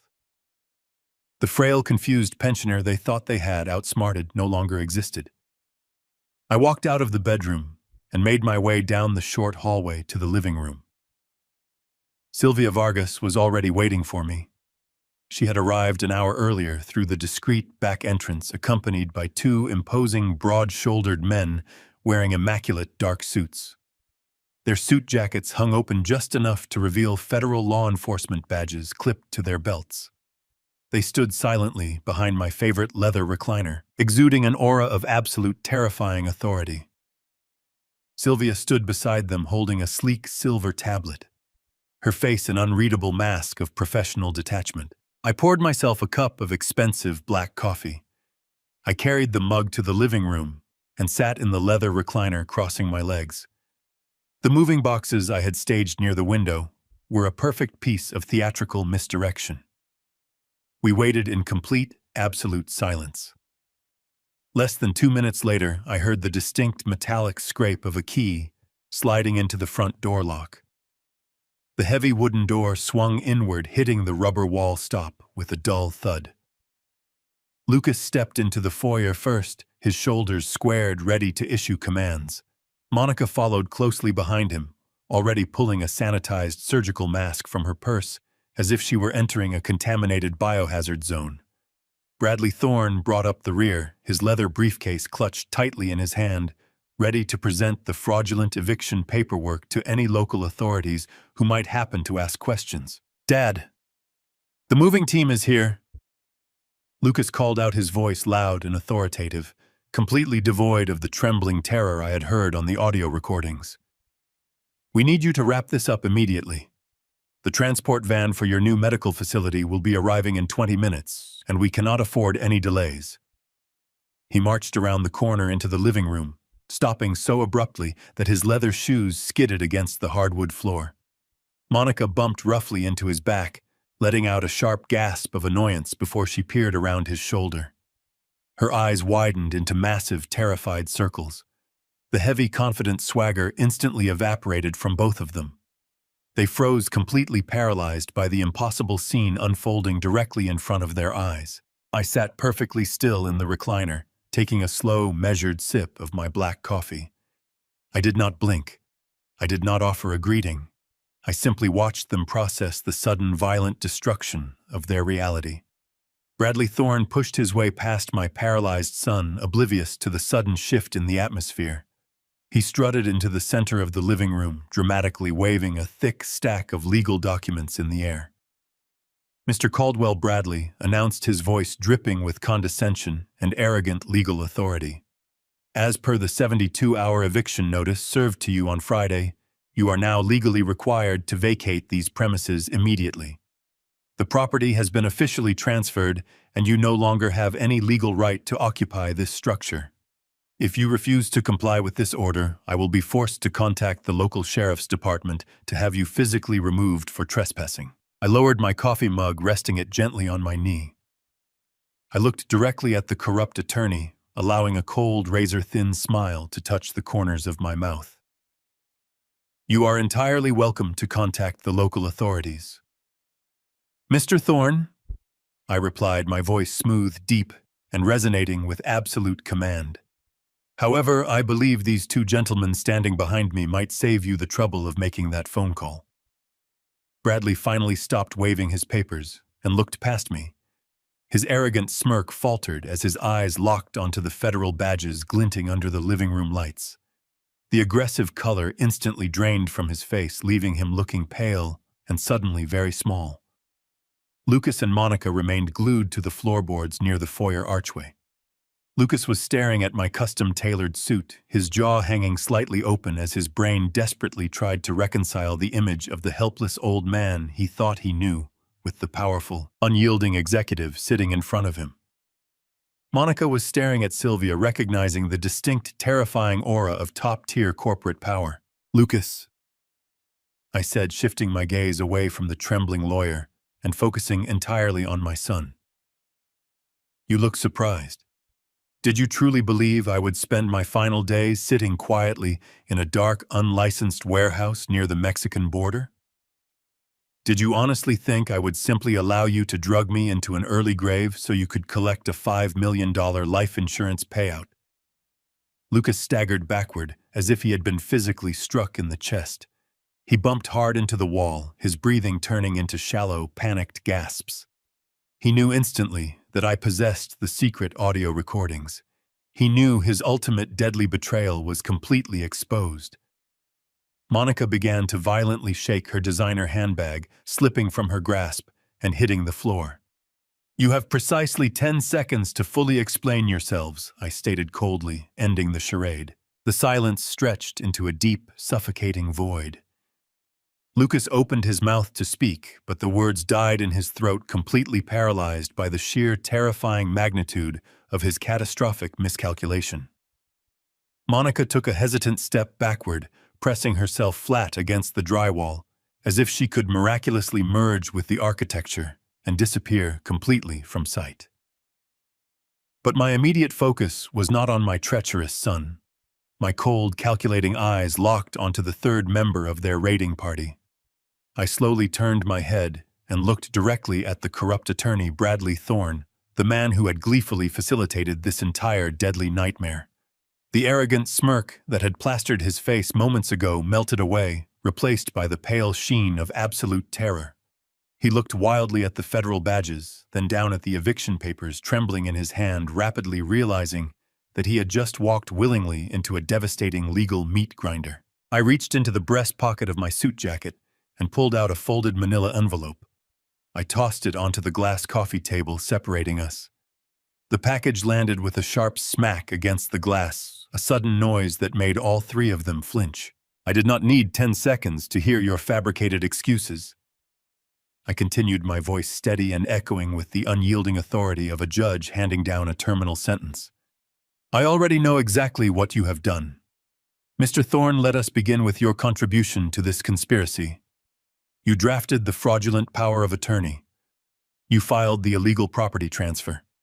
You notarized the documents declaring me incompetent and transferring the absolute rights of my residence directly to my son.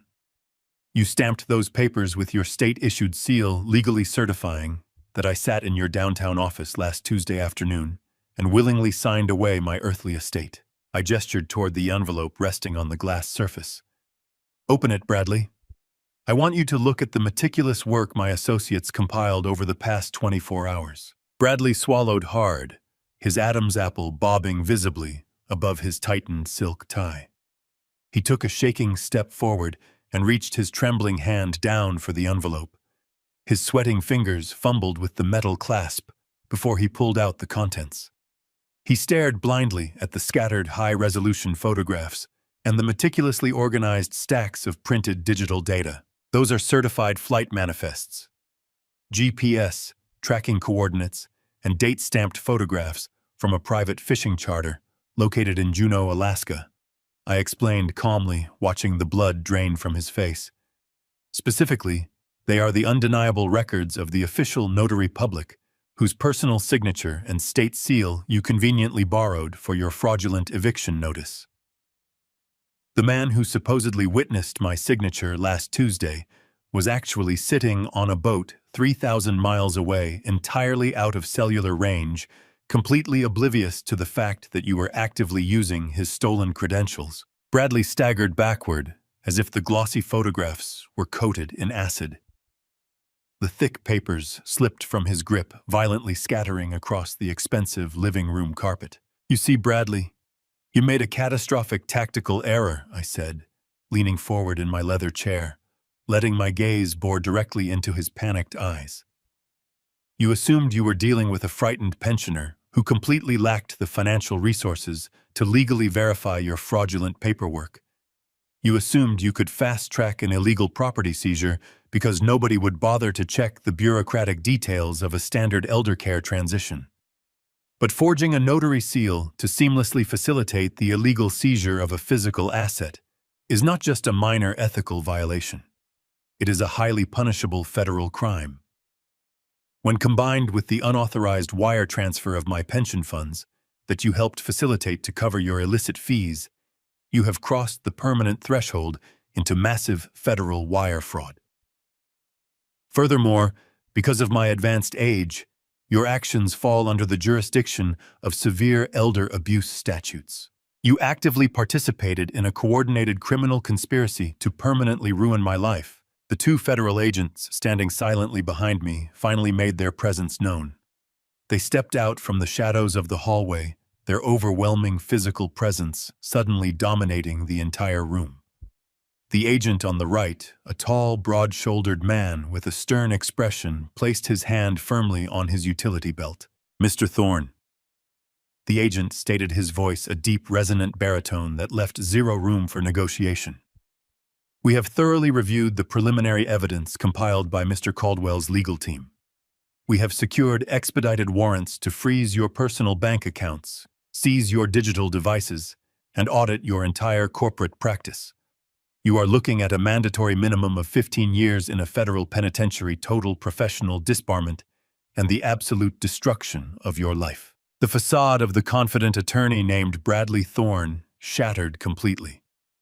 The heavy leather briefcase he had been clutching dropped from his hand, hitting the hardwood floor with a loud crash that mirrored his own sudden collapse. His knees buckled, and he sank down onto the expensive Persian rug, his chest heaving with rapid, terrified gasps. He absolutely did not look at my son Lucas. He refused to even glance at Monica. In a matter of seconds, he had ruthlessly abandoned the very clients he had arrogantly conspired to protect. "Please," Bradley begged, holding his trembling hands up toward the towering federal agents, his voice reduced to a high, pathetic whine. "Please, you have to understand my position. I honestly did not know the full, terrifying extent of their deadly plan. I was just processing the standard paperwork. Lucas told me it was a normal family transition. He told me his father was severely ill and needed immediate medical placement. I can give you absolutely everything you need. I have encrypted emails. I have saved text messages. I kept a hidden ledger of their communications. I will testify against both of them right now. I will hand over the complete, highly incriminating paper trail. Just please, I am begging you, grant me full federal immunity. Do not take my legal license. Do not send me to prison. I will tell you absolutely everything about their massive, crippling debts." I watched the once arrogant corporate lawyer weep openly on my living room floor, shamelessly groveling for a shred of mercy he did not deserve. I looked down at him with nothing but pure, icy disdain. I had spent my entire adult life diligently building a solid legacy of honesty, brutal hard work, and quiet, respectable dignity. I had genuinely believed in the fundamental decency of the people around me. But sitting in that chair, watching this pathetic creature beg for his freedom, I realized that some people were simply parasitic insects willing to feed on the vulnerable until they were inevitably crushed. I leaned back into my recliner, smoothly picking up my black coffee. I took a slow sip, perfectly savoring the bitter taste, and looked down at him as if he were nothing more than a speck of dust dirtying my immaculate floor. "Immunity is entirely off the table, Mr. Thorne," I said quietly. "You built your career by preying on the weak. Today, however, you finally made the fatal mistake of preying upon the absolute wrong man." The 10 seconds ticked by in a brutal, agonizing silence. Bradley Thorne remained a crumpled, weeping mess on my Persian rug, while Lucas simply stared at me, his eyes wide and vacant, as if his mind had entirely shut down. It was Monica who finally broke the profound quiet. Her survival instinct, honed by years of corporate ruthlessness and predatory ambition, violently kicked in. She straightened her spine, smoothing the front of her expensive silk blouse with trembling fingers. She pointed a sharp, perfectly manicured nail directly at my chest. "You are bluffing!" she shrieked, her voice echoing shrilly off the high ceilings and completely shattering the tense atmosphere. "You are a pathetic, delusional old man playing a ridiculous game of dress-up. This house legally belongs to us. We hold the signed property deed. We hold the absolute medical authority over your estate. You have absolutely no power here, Harrison. You have no money, you have no leverage, and you certainly have no right to question our decisions. You are going to get into that transport van, or I swear I will have these officers arrest you for trespassing in my home." I did not raise my voice to match her hysterical screaming. Instead, I calmly reached into my suit pocket and withdrew my cellular phone. I tapped the screen once seamlessly, pairing the device with the premium surround sound entertainment system I had installed in the living room years ago. I pressed play. Instantly, the crisp, unmistakable sound of Monica's own voice filled the expansive room, amplified by the hidden acoustic speakers. The audio was pristine, capturing every single inflection of her previous night's conversation. "I found a place," the recorded, Monica stated calmly, her digitized words dropping like heavy stones into the suddenly frozen room. "It is an unlicensed, off-the-grid hospice compound located about 10 miles north of the Mexican border.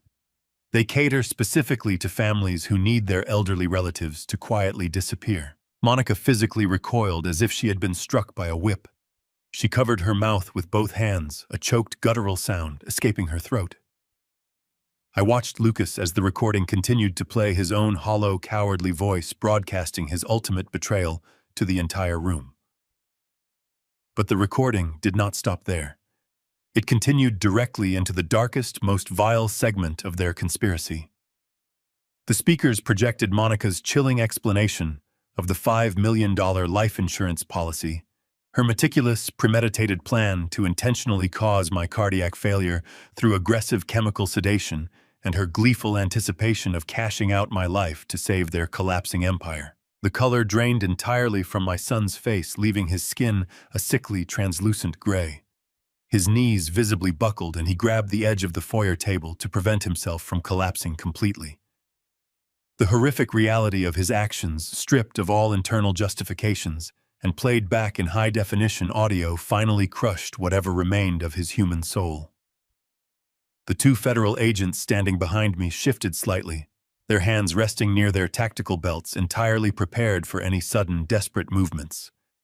I pressed the screen, plunging the room back into a heavy, suffocating silence. "You thought you were incredibly clever," I said, my voice cutting through the quiet like a polished razor. "You thought you could treat a human life as a simple, disposable asset on a spreadsheet. You planned to chemically execute your own father to cover your catastrophically stupid financial gambles. You assumed I was deaf-blind and entirely defenseless." I slowly stood up from the leather recliner, buttoning the front of my charcoal jacket. I stood at my full height, projecting an aura of absolute, uncompromising authority that Lucas had never seen from me before. I reached into the inside pocket of my jacket, and pulled out a thick, folded stack of legal documents. I walked slowly across the Persian rug, stepping carefully around the weeping form of Bradley Thorne, until I stood just a few feet away from my trembling son. "You tried to brutally murder me to pay off a $2.5 million debt." I stated my words, precise and utterly devoid of mercy. "You forged documents, you hired corrupt lawyers, and you planned to toss my body into an unmarked grave to satisfy the violent demands of a Chicago lending syndicate.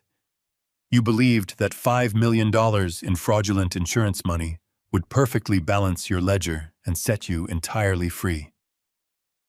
I held the thick stack of papers up, letting the morning light catch the harsh, heavy ink of the syndicate's financial contracts. "But you owe the exact wrong people now, Lucas."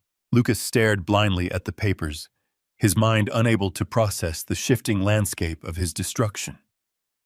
"What are those?" he whispered, his voice cracking into a dry, pathetic rasp. "These are the original promissory notes," I explained, tossing the heavy documents onto the glass coffee table where they landed with a definitive final thud. "They are the absolute legally binding contracts detailing every single dollar you borrowed from the Chicago Underground. Early this morning, while you were busy dreaming about your $5 million payout, I instructed Sylvia to contact your lenders. I authorized my private financial team to execute a hostile, immediate buyout of your entire criminal portfolio." Monica let out a sharp, ragged breath, her eyes darting frantically between the documents, the federal agents, and my unyielding face. "A buyout," she stammered, her voice shaking violently. "How could you possibly afford a buyout? You are a retired engineer. You live on a fixed pension. We saw your bank accounts. We saw your financial records. You saw the extremely limited financial profile I purposefully curated for public consumption." I corrected her, turning my cold gaze toward her pale, terrified face. "You saw the modest accounts I used to pay for groceries and property taxes. What you did not see, and what your arrogant, superficial greed prevented you from ever discovering, was the massive generational wealth I have quietly managed for decades. I am the sole primary beneficiary of a $90 million corporate trust fund. I have access to capital and resources that you cannot even begin to comprehend." Lucas let out a small, wounded noise, completely overwhelmed by the sheer, devastating magnitude of his mistake. He had traded his father's life and his eternal soul for pennies, completely unaware that he was standing on top of a mountain of gold. "I used a microscopic fraction of my wealth to satisfy the Chicago syndicate," I continued. "I wired $2.5 million directly to their holding accounts. They happily signed over every ounce of leverage they held over your miserable lives. I am your sole absolute creditor," I declared, my voice echoing with finality. "The loan is in default. I am legally exercising my right to initiate immediate asset seizure. I am seizing your expensive downtown penthouse. I am seizing your imported vehicles. I am seizing your margin accounts. You are completely, hopelessly bankrupt. And for your documented, premeditated conspiracy to commit murder, you are both going to federal prison for the rest of your unnatural lives." The absolute finality of my words struck Monica with the physical force of a collapsing building. The carefully constructed facade of the untouchable corporate wife shattered, leaving behind a terrified animal caught in a steel trap. She let out a piercing, hysterical shriek that echoed violently against the high ceilings. Her knees buckled beneath her expensive skirt, and she collapsed heavily onto the Persian rug, her perfectly manicured hands clawing desperately at the woven fabric. The polished, predatory woman who had coldly calculated the timeline of my chemical execution just hours prior was now reduced to a weeping, hyperventilating mess on my floor. She did not look at me with genuine remorse. Instead, she twisted her tear-streaked face toward her husband, her eyes blazing with a vicious hatred born of pure self-preservation. "This is entirely your fault," Monica screamed, her voice cracking into a ragged, guttural sob. "You told me he was just a clueless old man. You promised me this would be a clean transition. You dragged me into this miserable financial black hole, Lucas. You made me plan this. I never wanted any part of your pathetic family. Lucas did not turn to acknowledge the venomous accusations spewing from his wife's mouth. His entire universe had just been violently inverted. He looked frantically at the legally binding promissory notes resting on the coffee table, then at the towering federal agents standing behind my chair, and finally at my stone-cold face. The realization that he had unknowingly handed his neck to the executioner broke him completely. He fell to his knees. He began to crawl across the distance separating us, his movements desperate and entirely devoid of dignity. He reached out with trembling hands and grabbed firmly onto the fabric covering my knees. He looked up at me, his face a wet mask of absolute panic. "Dad, please." Lucas sobbed, his voice reduced to a high, pathetic whimper that made my stomach churn with profound disgust. "Dad, you cannot do this. You cannot send me to federal prison. I am your only boy." I was desperate. I was terrified of the syndicate. They were going to kill me, Dad. They were going to take absolutely everything from me. I panicked. I made a catastrophic mistake, but I am still your flesh and blood.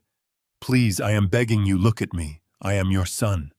Give me a second chance. I will pay you back every single cent. Just please do not let them take me away. I looked down at the weeping man, clutching desperately at my legs. For a brief second, a ghost of a memory flashed across my mind. I remembered teaching a small, bright-eyed boy how to ride a bicycle in this very driveway, holding him steady and promising I would always keep him safe. But that boy was dead decades ago, replaced by the parasite crying on my floor. My heart felt as cold and impenetrable as solid glacial ice. I felt absolutely no pity. I felt absolutely no hesitation. I reached down, gripped his wrists with a sudden, unyielding strength, and forcefully detached his hands from my suit. I pushed him away, letting him slump backward onto the rug. "You stopped being my son the exact moment you priced the remainder of my natural life at $5 million. I stated, my voice echoing with a dark finality. "You stopped being my flesh and blood the very second you instructed a transport van to carry me to a border warehouse to be chemically executed. You did not make a mistake, Lucas. You made a deliberate, purely financial choice, and now you are going to pay the exact price for that transaction."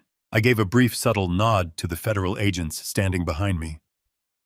The two tall men stepped forward seamlessly, moving with the terrifying efficiency of federal law enforcement. The agent on the left grabbed Lucas by his tailored collar, hauling him roughly to his feet while smoothly sweeping his arms behind his back. The heavy click of steel handcuffs ratcheting tightly shut echoed sharply through the living room. The second agent approached Monica, ignoring her hysterical thrashing, and firmly secured her wrists in cold steel. Bradley Thorne, still sobbing quietly in the corner, was hauled upward by a third agent who had just entered the foyer, completely securing the treacherous trio. I did not stay to watch them read the formal Miranda rights. I slowly stood up from my leather recliner, taking one final steadying breath. I reached down and calmly buttoned the front of my charcoal gray suit jacket.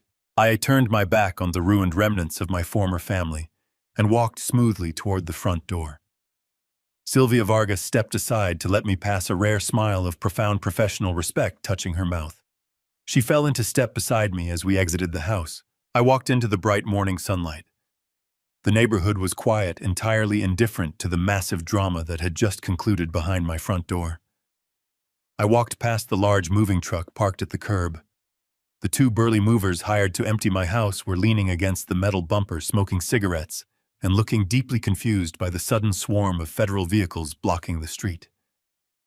I did not offer them a single glance.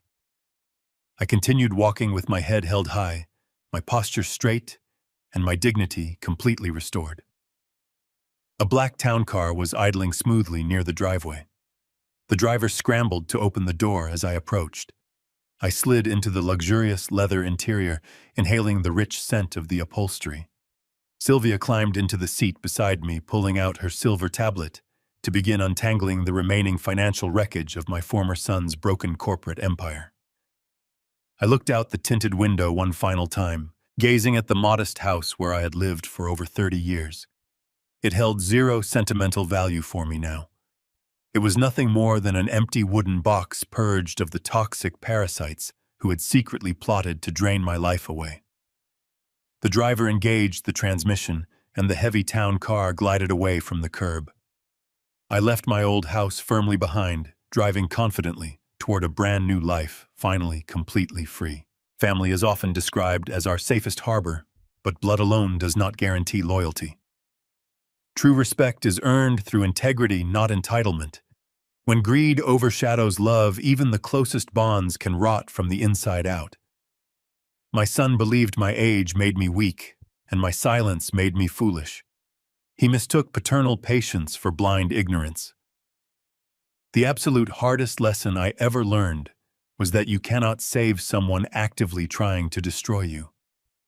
Sometimes stepping away and letting them face the brutal consequences of their own actions is the only way to protect your peace. If my story resonated with you, please hit the like button and subscribe to the channel. Have you ever faced a shocking betrayal from someone you trusted implicitly? Share your experiences in the comments below. I read every single one. Thank you and stay strong.